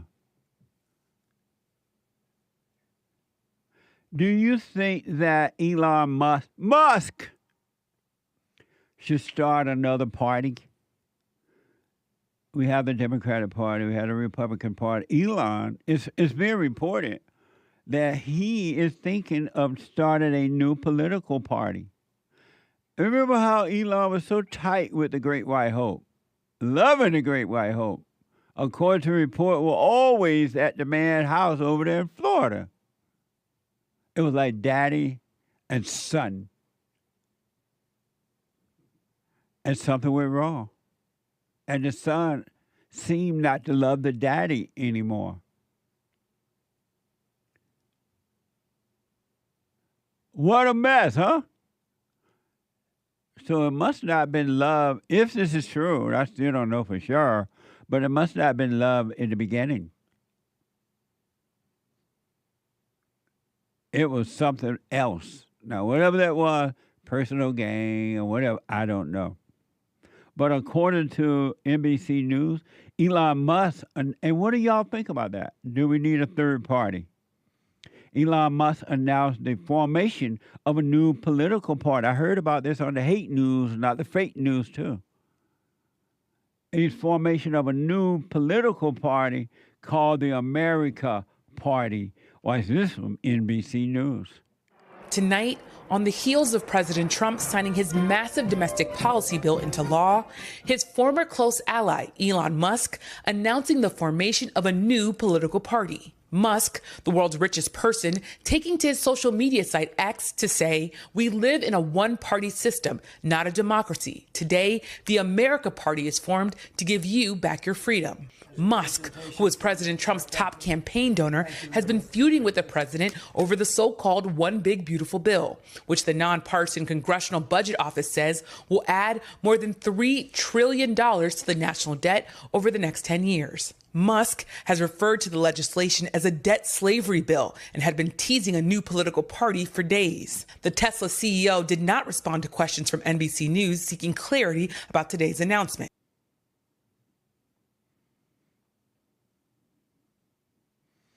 And by the way, he is the world's richest man, according to reports, not the world's richest person. Get it right, lady. The news lady. The world's richest man, not the world's richest person. What the? So what do you think about a third party? It has never worked before. There have been other people trying to start a third party. We're not in Africa, Elon. This is America. Amazing, huh? Do you agree with Elon?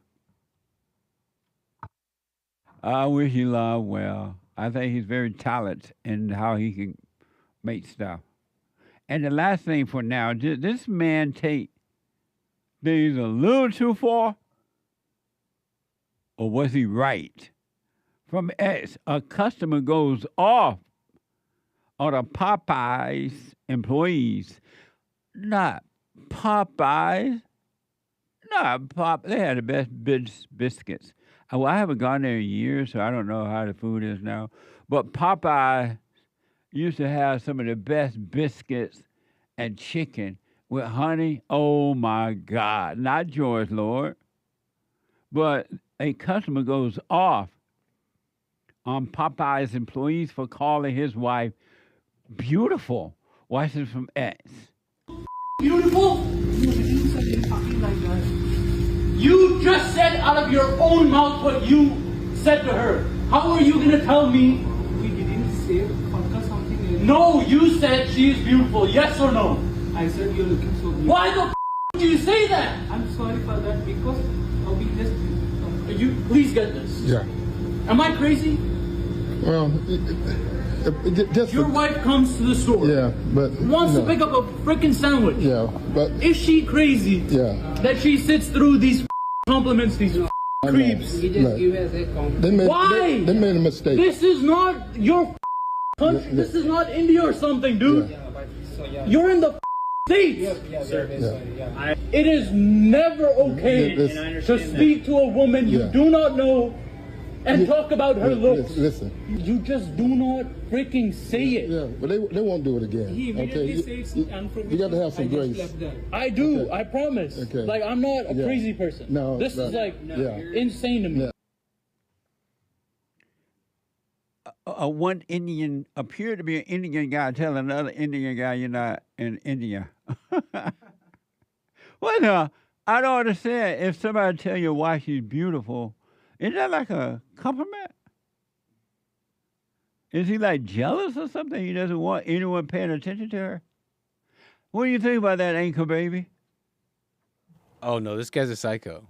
He's like, I'm not a crazy person. I'm not a crazy person. Even the guy filming who was just filming, I guess the guy thought, he turns around to the camera guy, he's like, you getting this? Thinking he's totally on his side, but he involves him, and the guy, whoever he is filming, actually is kind of disagreeing with him. He's like, well, they won't do it again, calm down. Everybody in there knows he's acting like a total psycho. I know he like acting crazy while saying I'm not crazy.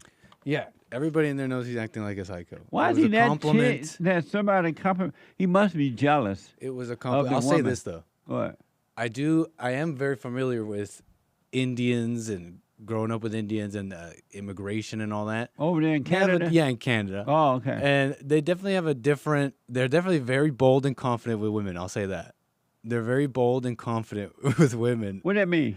Like, it can be anybody, old, young, with a man or not. Some of these young Indian guys are very bold in approaching, complimenting, and trying to get close to women. Oh, so the worker who allegedly said to this man's wife, you're beautiful. Yes. That was a bold move? Well, it reminds me of these Indians that I'm thinking of. Right. So it is a bit of a culture. I think there is a culture shock going on there. And they should not say. Not necessarily. I'm not saying they shouldn't compliment people but at the all. Indian men know not to tell an Indian woman she's beautiful, or man, wife is beautiful. She's beautiful. Ask your question again. So are you saying that in India, they know the men know not to tell another man's wife she's beautiful? Are you saying that? I'm saying that in India, and the Indians that I was familiar with growing up in Canada, right, are very pushy and bold with women and strange women they don't know. And is that a bad thing? It can be, maybe. I'll say this. I don't know if it's necessarily a bad thing, because all sorts of people approach people, right? But I'll say that maybe it is a bit of a culture shock. I'll say that it is different to people. That there's a different decorum in when approaching people, talking to people. So I'll say it's a bit of a culture shock in how they do it. They do it differently. They have different standards for how bold and pushy they'll be with strangers. Interesting. Yeah. What a mess. Talk about anger. 888-7753-773. First time caller out of Arizona, SHAWN. SHAWN, you are on the air. Uncle Jesse, tell me about the good old days. How you doing, sir? All is well. Happy White History Month, SHAWN. Oh, it just feels like amazing July. July just feels like America. Happy White History Month. Thank you, man. Don't know if you and the experts but got those White History water bottles I sent last week to congratulate you guys for the 8th or 9th year of White History Month. The Boston American water bottles? Yes, sir. They're refillable, too, because I know Uncle Jesse needs a new water bottle. So you sent those? Yes, sir, from Arizona. Six-pack for the whole... Thank you, man. I appreciate that. Amazing like a mug. Right on. I thank you for that. I didn't know it for the whole office, though. I'm going to have to share it now. 2 for you, 2 for Hake, and 2 for the ankle baby, and actually give 1 to Derek or 2 to Derek too. I will. That's amazing.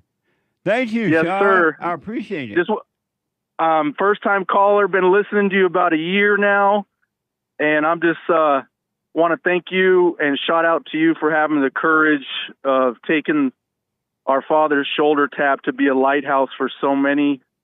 You have given me so many tools to live in the world and not of the world, and I've been searching for peace my whole life, and you have helped me get closer to perfect peace.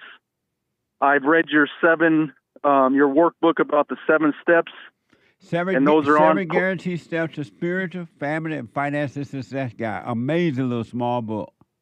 What a great workbook. I mean, all 7 steps are on point to being within the light and leaving the world in its misery and protecting your peace. I'm reading the antidote right now and just wanted to give you guys a shout out. And July just feels like America. And I sent Derek a speech by the Great White Hope. And when we're wrapping up, can we hear what the Great White Hope has to say today? Oh, amazing. Well, again, thank you for the water. I will share the water with the other guys. I do appreciate it. And here is the Great White Hope. They say, thank you, Uncle Jesse. Trump, an intellectual. Trust me, I'm like a smart person. Amazing. Sean, thank you, and happy White History Month. You too. Thank you, sir. Have a good one. You too, buddy. Amazing. Nice water that he sent, too. Appreciate that. Let me go to Michael, a first-time caller out of California. Michael, you're on the air. Hi, Jesse. I might cut off real soon. I'm driving through some hills. Okay. I just wanted to say that I love your show. I've been listening to you for a couple years, and I've been learning a lot. Thank you a lot. Me and my brother love your show. Thank you. Happy White History Month. Happy White History Month. I realized through watching your show how growing up I was putting myself through a lot of struggles through all the hate that I had for my mother and my father. Yeah. And it wasn't until I got older and then I realized to forgive them that my life started going a whole lot better. I found a lot more peace, no more anger, because I stopped blaming them for everything that happened in my life. And just through watching your show, it just blew my mind that I realized what everything was going on and how all the peace was coming about. Right on. And what did they say when you went and forgave them? Oh, they were very happy that I forgave them and let them know that I had no more resentment. Right on. And especially with my father, my mother first, because I did they split up, so I kind of held that against her for a lot of life, and then I realized that they were just people. Yep. So I just was like, oh, if they're people, I got to forgive them, because if God's going to forgive me, I have to forgive them. Right on. Amazing, man. Hey, did your brother go and forgive too? Oh, yes, he surely did. He is doing very well now. God's blessing him very well. And we're living in good old peace. We have fun talking about you all the time. We do come across some people because we like to try to tell people that so-called racism doesn't exist. Right. Because I grew up myself with a lot of hatred, being a so-called racist, but I didn't know it was just misplaced hate. That's all it is. You've been lied to. When they told you it was racism, they were keeping you from really seeing what was really going on with yourself. It's spiritual, and it's hatred, no racism. Definitely. So, amazing. Like, me being amazing. What's it called? Yeah, I'm Latino. So when I talk to a lot of people that are just like me, I always tell them that I love Donald Trump, and they get a little confused. Oh, I tell them that America is the greatest country on this side of heaven, so that they need to love being American. Yeah. Nice, man. Well, I appreciate that, man. And you and your brother, stay with it. And Michael, you have not seen anything yet. You will, if you stay with it, you're going to see there's never a reason to be angry. Never, ever, ever for any reason to be angry. It's just going to get better for you. Thank you so much, Jesse. I appreciate your call. Happy White History Month. Happy White History Month. My birthday's in 2 days. It feels just great having it in White History Month, July. What The a sun's out, it's time to be beautiful. born in White History Month. What the? Yeah, but definitely, I'll make sure my brother listens to this. He's going to be real excited. Right on. What's his first name? His first name is Richard. Shout out to Richard. Stay with it, Richard. You haven't seen anything yet. Thank you, Michael. Thank you so much, Jesse. I'll call back some other day. Absolutely. Take care now. Amazing. I'm telling you, folks, you're not living as long as you have anger. You're dying. And you're suffering. You're hurting. And when you're hurting, it means something is wrong with you. Something's wrong with you when you're hurting. You are not created to hurt. Isn't that amazing? Daniel, a first-time caller out of Georgia. Georgia, on my mind. Daniel, you're on the air. Hey, what's going on, man? All is well. All is well, Daniel. I'm sorry? Yes, I said, what? I said, it's good to finally talk to you. I was recording the call so I can let my girl hear. Okay. That's all. Okay. Yes. Yeah, so we so I've been watching you now for like probably a good month or so, man, and it's you have some very interesting viewpoints, but yet at the same time, like I agree with a lot of things you do say, you know. But my question was like, you know, because I thought maybe you was just like you was playing around, like, you know, like kind of like a comedian. And I asked the guy, I'm like, is this guy serious about like the White History Month type thing and all that? And I just want to know, like where do you get this concept from, man? Well, I realized that I am fortunate to be born in America, right? I didn't have to cross the border illegally. I didn't have to apply for membership. I was born in America. And, yes, sir. And I was born at a time when black people were not angry. They had families, and so they didn't blame anyone for any situation at all, right? They just dealt with life. They owned property. They didn't have leaders, and they loved America. And so I see that the enemies of America is trying to destroy all the amazing things, the statues and monuments and books and anything that remind each generation how amazing America is. So I decided to start White History Month so we can keep reminding each generation how blessed they are to be born in America. Right.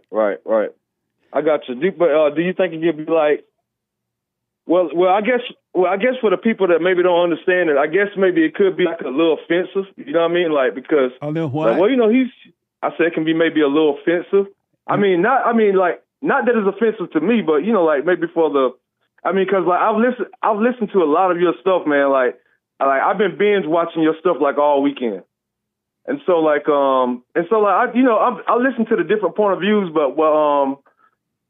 but at the same time, like one thing I do like about you is that you always keep the same demeanor. You know, you don't never get upset. You don't never raise your voice or anything. You know, so I'm like, I said, this is a man of peace right here.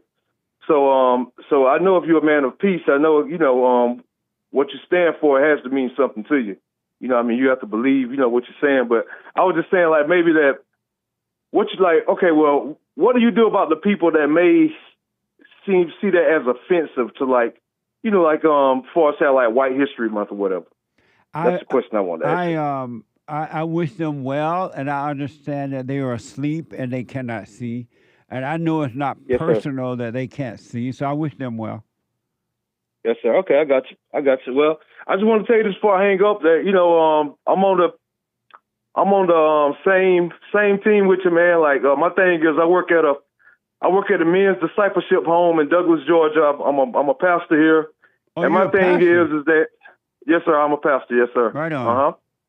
And what my dream is to bring the church back together as one, whether it's black, white, Hispanic, Japanese, Chinese, and that's my thing. It's to bring the church, because I don't believe in a black church, white church, Hispanic. You know, I don't believe in that. So. And do you have perfect peace? Yes, sir. Yes, sir. I do. I've learned through discipleship, and learning what to be disciple and disciplined in life, to where I can stay in perfect peace. You know, you were saying about not being angry. Right. But sometimes I do get angry, but I don't respond from anger. If that makes sense. And why not drop the anger and not even have it in you at all? Why not drop it? Well, because I mean, for me personally, I've tried to not be angry. Like, I may get upset about something, but I understand that, that's not who I am. So what I do is, before I respond, I get back to a place of peace, then I respond. Right. Because I never respond from a place of anger, because that's just an emotion, and we shouldn't respond out of emotion. That's right. And so why not drop it so it doesn't even be in your body at all? Well, I believe, if that's possible, and I'm not saying that it's not, but I believe if it's possible, it'll come over time by what I've learned with walking with God. I've been walking with him for about almost 15 years now. Right on. And one thing I've learned about when it comes to, sin, the sin nature, we all born with a sin nature. But I found out that once you get so filled up with your purpose in life, that begins to push the sin nature out. Have you forgiven your mother? Oh yes. I forgive my mother, my father. Did you tell her? Oh yes, sir. Yes, sir. What did she say when you went and told her you were sorry for resenting her for screwing up your life? You said, what did I tell her? No, I mean, I don't feel like she screwed up my life. What did she say when you went and told her you were sorry for being angry at her turning you away from your father and screwing up your life? What did she say? She didn't say anything, because I didn't tell her anything like that. Oh, what did you say? Well, no, I just told her.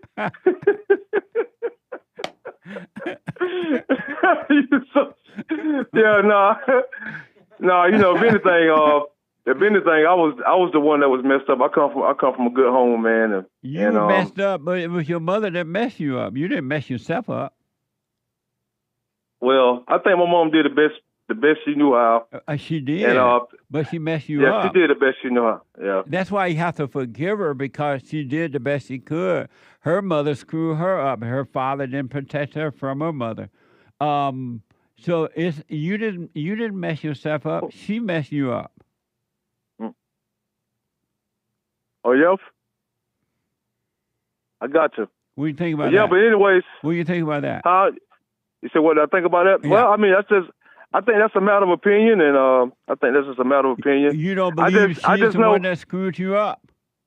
Well, no. Well, one thing I did was I take responsibility, for the things that I've done, because when I stand before God, I can't stand before God for my mom. I got to stand before God for me. Right, but when you were a kid, you were subject to her, and your father didn't protect you, right? You couldn't help it as a kid, but now that you're an adult, you're responsible for overcoming the hell that she brought you into. Yeah, so my thing is, Mr. Jesse, is I have to ask for forgiveness for the people I hurt as well, and ask the people to forgive me, and, But you're not supposed to ask anyone to forgive you. God said, as you forgive others, he will forgive you. Yeah, because, yeah, he did. He said that. Right on. But also, I say, yeah. So anyways, Daniel, thank you, man. Thank you, man. All right, buddy. Amazing. All right. I got to take a quick break. The treasure chest is now open on D-Live and Stretch Off on Peal.net. Back in a moment.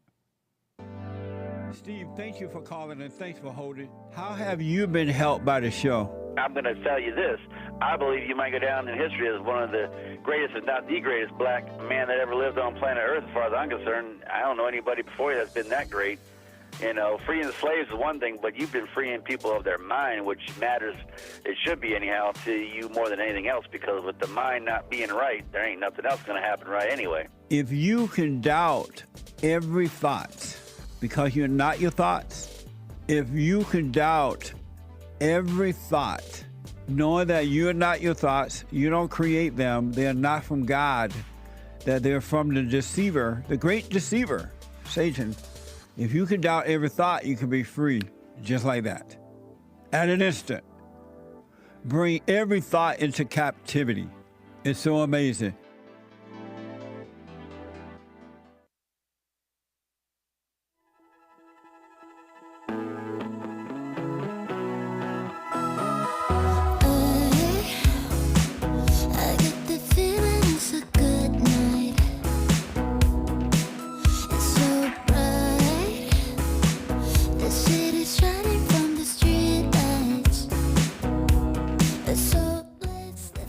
Amazing. Okay, welcome back. Number one, the Hake Report is coming up at 9 a.m. this morning, right after my show, The Hake. You don't want to miss it. The guy with the good hair, he white, and he's not afraid of the blacks. What's wrong with the blacks?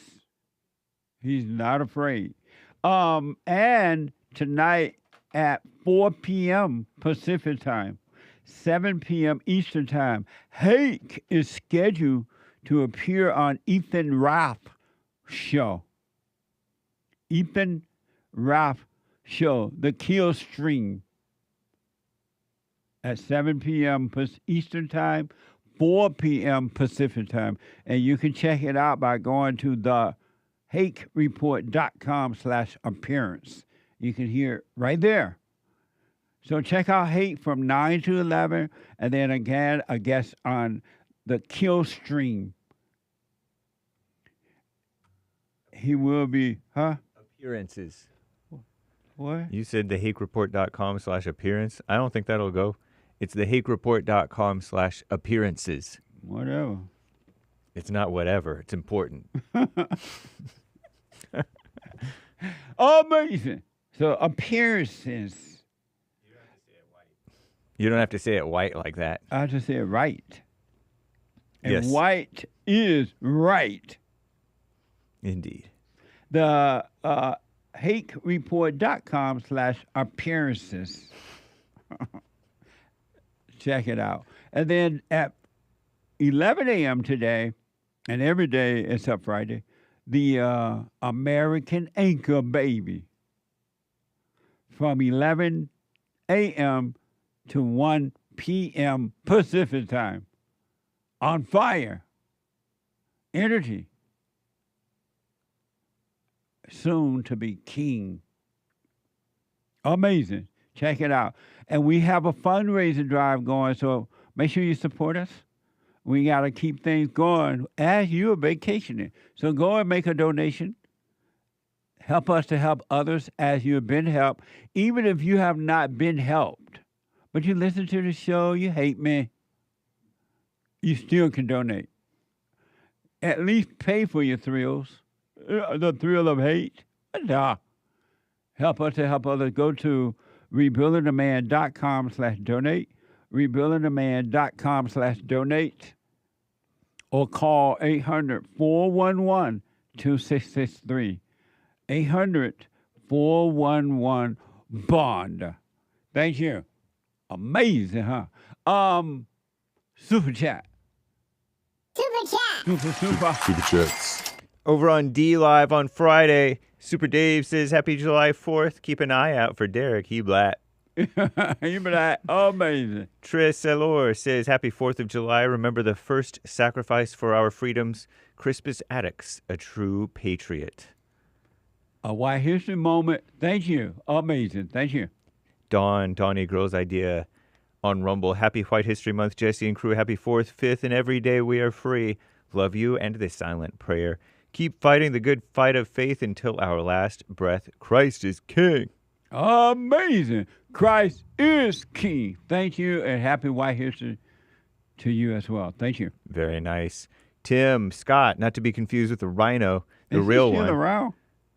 Huh? Is Tim Scott, the politician, still around? I barely hear. I'm not even Man, sure. I don't hear it ever since he would bow on his knees at the beach with that white woman. I heard no more from him. But anyway, Tim Scott, the politician. This is the real Tim Scott. Right. White History Month donation.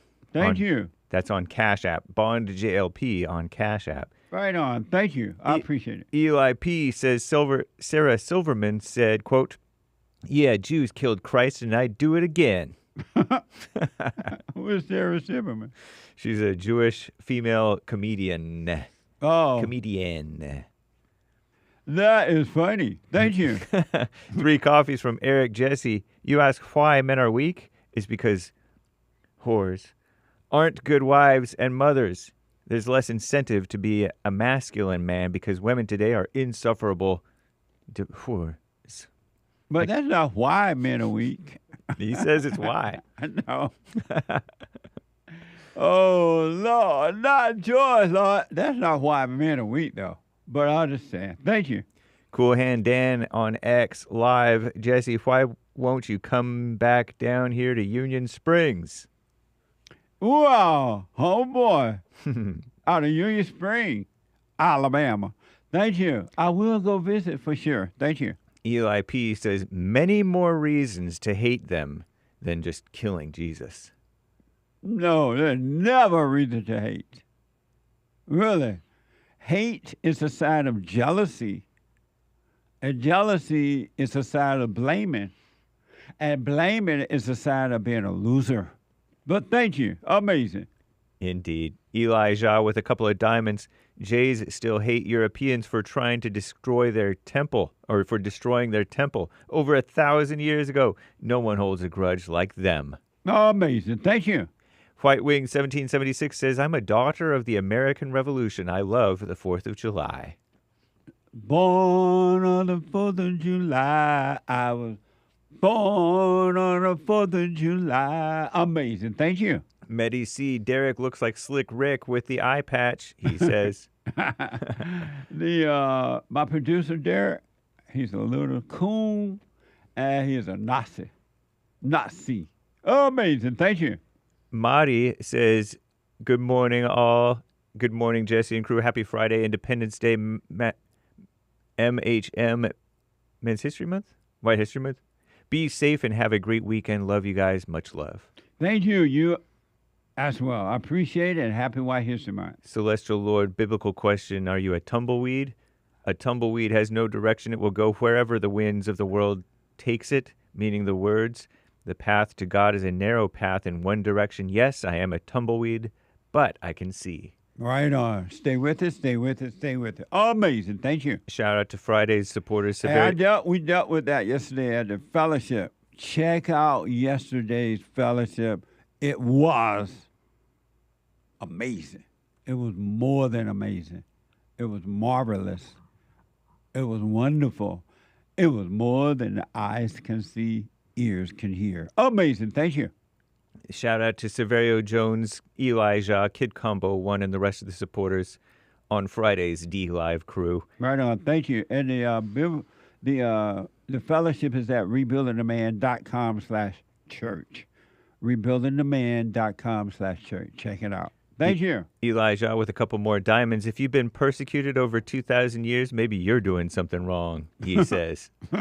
What? Amazing. Thank you. Anthony on Cash App. Happy 4th of July JLP show. Which one is going? Which one is this going?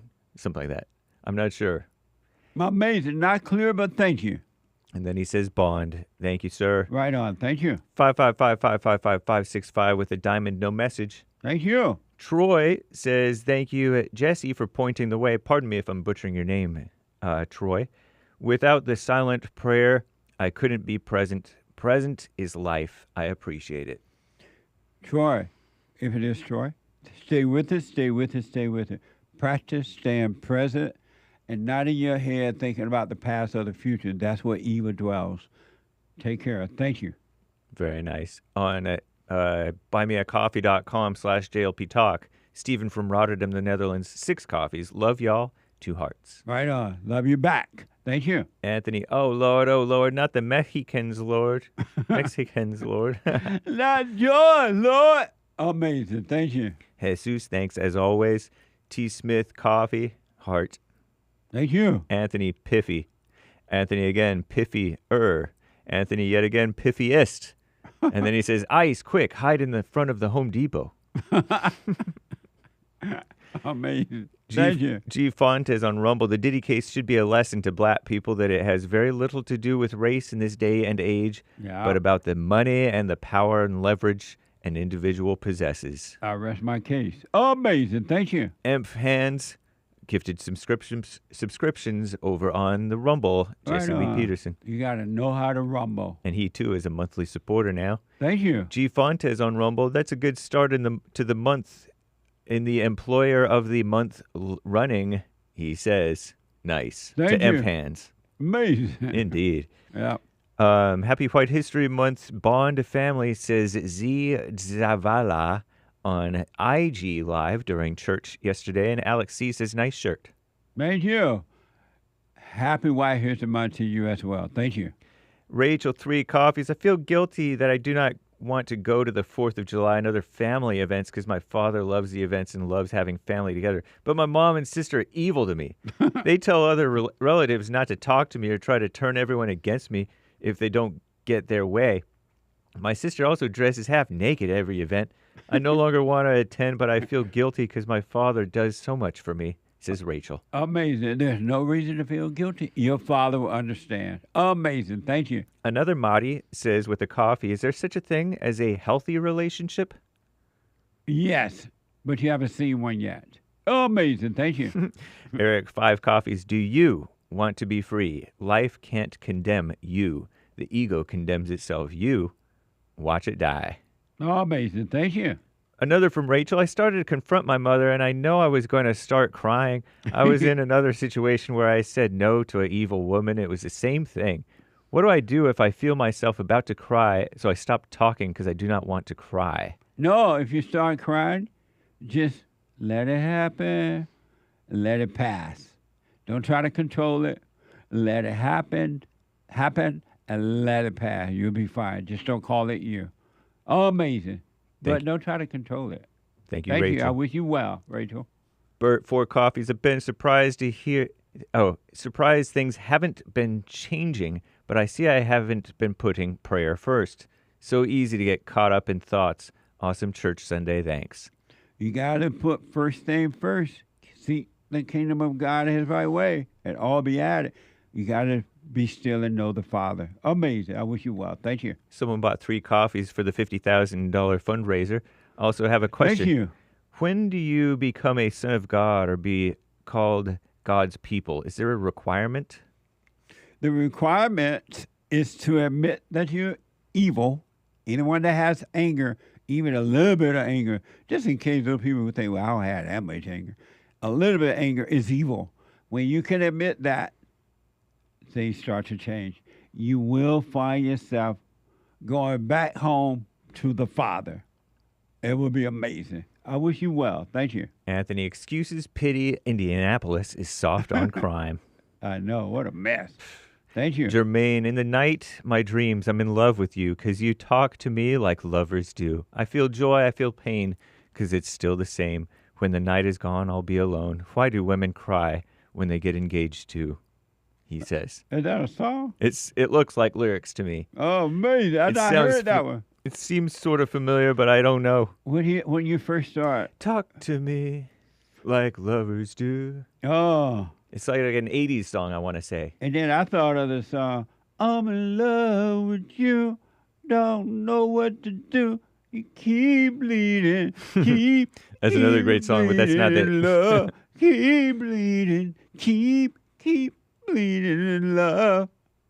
Leona Lewis. Thank you. But that wasn't the song. Aries 1 gifted at 10 memberships. Thank you, sir. Thank you. Orlando for not 50,000. Shout out Anger Baby, greatest catch. Amazing. Thank you. Eric, all thoughts, all lies, all the time. Amazing. Wish you well, Jesse. Thank you. All thoughts are all lies all the time about anything. I got to stop there for now. We'll read the rest later, guys. Thank y'all. Amazing. Yuri. Yuri is a first-time call out of New York. Yuri, you're on the air. Oh, Jesse, bro, I'm so excited. Let me tell you, I've been listening to your show for years. It is finally a joy to act. Amazing. Really, right on. You do the right thing. I'm so glad. But yeah, my question to you is this. My question really is like, what's the difference between anger and frustration? Because I know how I am. And, you know, I'm going to admit it. I do get angry. I try to work on my anger. But it's like sometimes it doesn't happen the way I want it to happen, you know? And I feel like it all comes from frustration, from not having what I want. Well, anger and frustration is the same. There's no difference. It's an evil spirit, and anger is frustration. If you didn't have the anger, you couldn't get frustrated, become frustrated.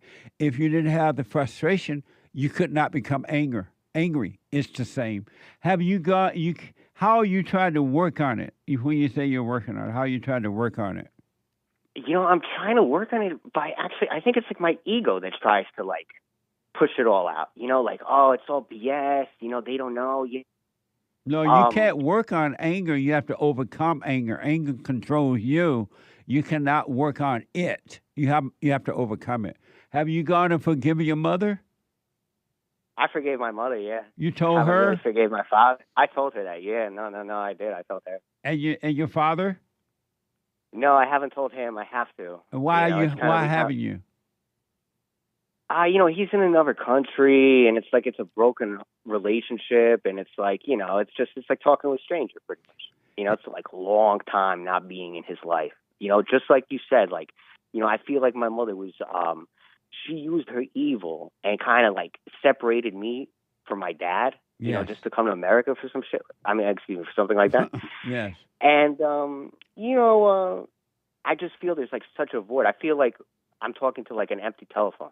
It really is. And I'm going to be honest with you, Jesse. Like, I have like a little brother, right? And through all like the broken home that I've been through, like all the emotions and all the traumas, I managed to keep it bottled up inside of me. But then I see my little brother, and he's in a good home with a family and everything like that. Like, and I see it. It comes up. It comes up in the present, like certain interactions that he has with his dad, et cetera, et cetera. And, you know, I got that big void. And I feel like I got all this pressure to, like, fill that void. You know, and I'm just like... You're not going to be free until you forgive your father for not being there to protect you from your mother, because he loved you. It's just that he didn't know how to deal with her. So I recommend, do what you want, but I recommend you either FaceTime with him or telephone him to let him know, you know, ask him why wasn't he there, let him know you don't hold anything against him. And then do the silent prayer and just watch those thoughts. And don't ever call anger or frustrated you again, so you just stop identifying with it, and it will be taken away from you. Just like that? Yes, sir. You got to start doing the silent prayer. And if you can find your father like by phone or Skype or some FaceTime, you should do it. And with no expectation except to let him know you don't hold anything against him. You forgive him. Okay. And then the spirit and that void that you have will be taken away from you. So it can't just work with my mom. I got to call my dad, right? Yes. It got to be two things. Okay. Let me know how it goes. All right, I will, Jesse. Thank you so much for taking my call. All right, buddy. Amazing. Juan is a first-time caller out of Georgia. Georgia on my mind. Let's see here. Juan, you're on the air. Hey, Jesse. Hey, thank you for all that you do, man. You're welcome. Listen to you every day, and you've helped me out immensely. I'm a general manager for like a crazy pizza chain. Right. Don't want to say the name or anything. Right, don't say the name. But I've had every excuse to be angry and mad at everybody around me. You've really helped me to become an effective leader 1,000 times. Right on. Yeah. Nice. But yeah, I do have a question for you because I'm feeling like a real tumbleweed out here. Don't be a tumbleweed. What? Nah, hey, I really feel like I should move back to Georgia. Back to California. I'm originally from California. Moved out here during the pandemic because they wouldn't let me work out there, and just being on unemployment and all that really messed with me. I wasn't trying to stay in, and so I moved out here, and I've been doing really good for myself, but just doesn't feel like home. And I know that's just a feeling of me being alone and missing everything back home. But I'm like, I don't know. I just feel like maybe I just got to work on this a lot more. And your question for me is what? Do you think that me wanting to go back home, is that a weakness on my part? Yes. Gotcha. And what you're feeling is inside of you. And even if you move back to California, now I'm not telling you to move or not to move back, but the feeling that you have will still be there. That's not going to change until you overcome the anger, until you practice staying present. Then the spirit of anger would disappear. And so the problems are inside of you, not on the outside. Yeah, that's exactly true. No, I forgave my mother. That was a hard one.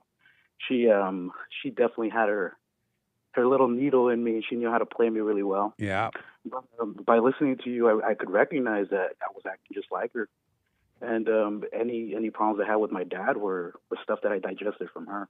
Yes. And after I forgave her, I forgave my dad, and me and my dad are like best friends right now. So right on. I do for that. And I think my biggest problem right now. You're absolutely right. I got to practice staying present because, you say the worst thing you could do is forget. Don't forget. Yeah, the greatest sin is to forget. To forget to be present. Exactly. Do you have a wife and kids? No, I'm single. I have no kids. Right now, yeah, go for it. So if you want to move back anywhere, it's just you. If that's what you want to do it.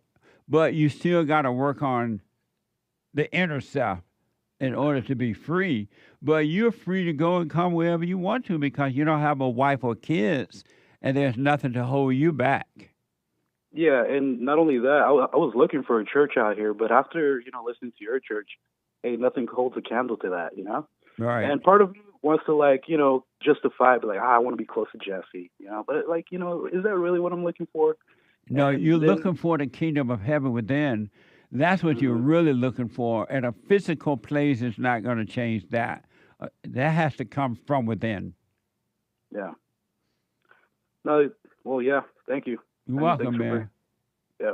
Stay with it. Yeah, that's everything for me. But all right. I wish you well, Juan. Yeah, man. I'll call you again. Okay. Thanks a lot. Thank you. Dakota is the first time. Is it Dakara or Dakota? DAKARI. DAKARI is the first time caller out of Texas. DAKARI, you're on the air. What's up, Jesse? All is well. Yeah, man. Happy White History Month. Yeah. Happy White History Month, Amazing, huh? Yeah, it's amazing. Does July just feel white to you? It does. It feel like a. Doesn't know how they say it. It's a white Christmas. This feels like a white summer. I rest my case. It's different. Yeah. But yeah, man, I've been listening to you, and you remind me of my grandparents. Right on. They never complained about racism. They just lived their life, and they had a good life. Yeah, are you the same way? I mean, I would say, yeah. I mean, I didn't really learn about racism until I got in school and all that stuff. But, I was raised by my grandparents. They didn't really teach us none of that stuff. Yeah, they're from the old school. They know that all that mess that you've been taught is wrong. It only hurt you. It doesn't help you.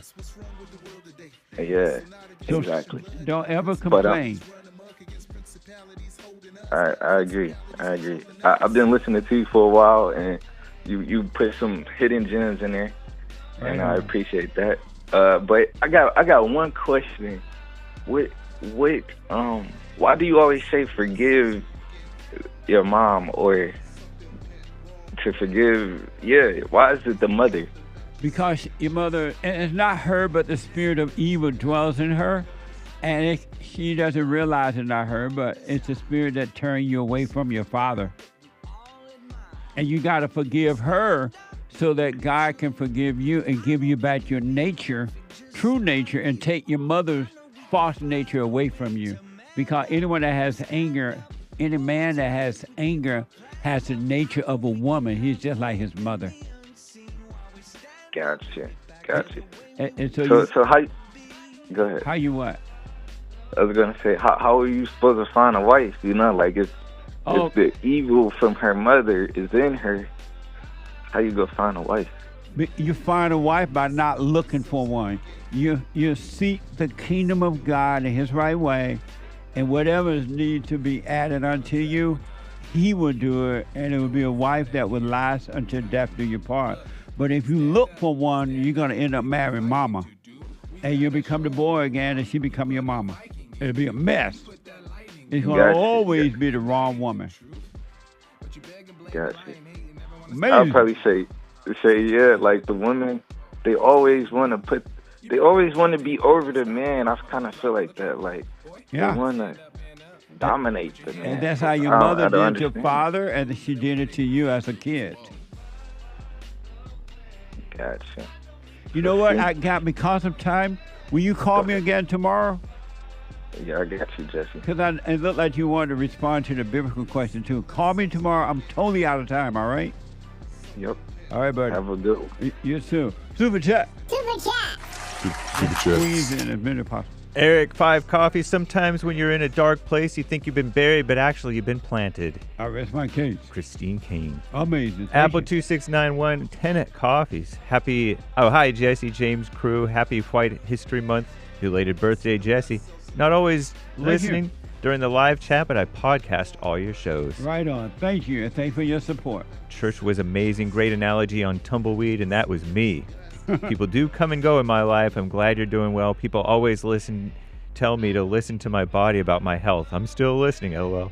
Have an amazing day, all. Thank you. Oh, amazing. Very generous. All right, Hernandez, this 4th 7 coffees, no message. Thank you. Anthony, too much spicy food and siestas make Mexicans lazy. I stayed up all night just to get a Mexican. And we'll have to read the rest of these later, guys. Thank you. Thank you.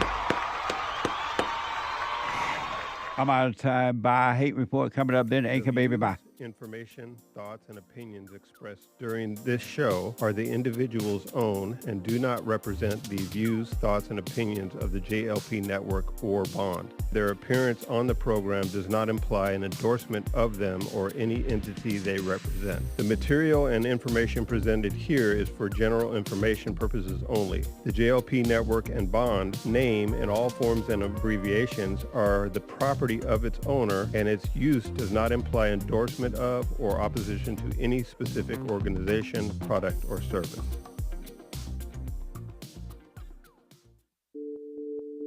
Like my cousin sent me you, and I thank him for that. It was more of a, he thinks the whole everything's a joke. That just adds a little spice to it. But in the heart of what you're saying, there is real things going on. And people want to overlook that. And I'm telling you, Mr. Peterson, I'm not one of those people. And I thank God that, he showed you to me. And sometimes we just need some Jesse in our lives, I guess.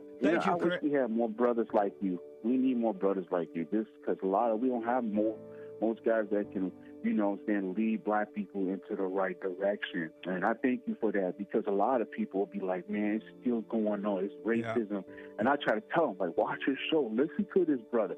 He's telling the truth. Take no thought about tomorrow. Yesterday doesn't exist. And you're going to see, man, God is with us, and all is well.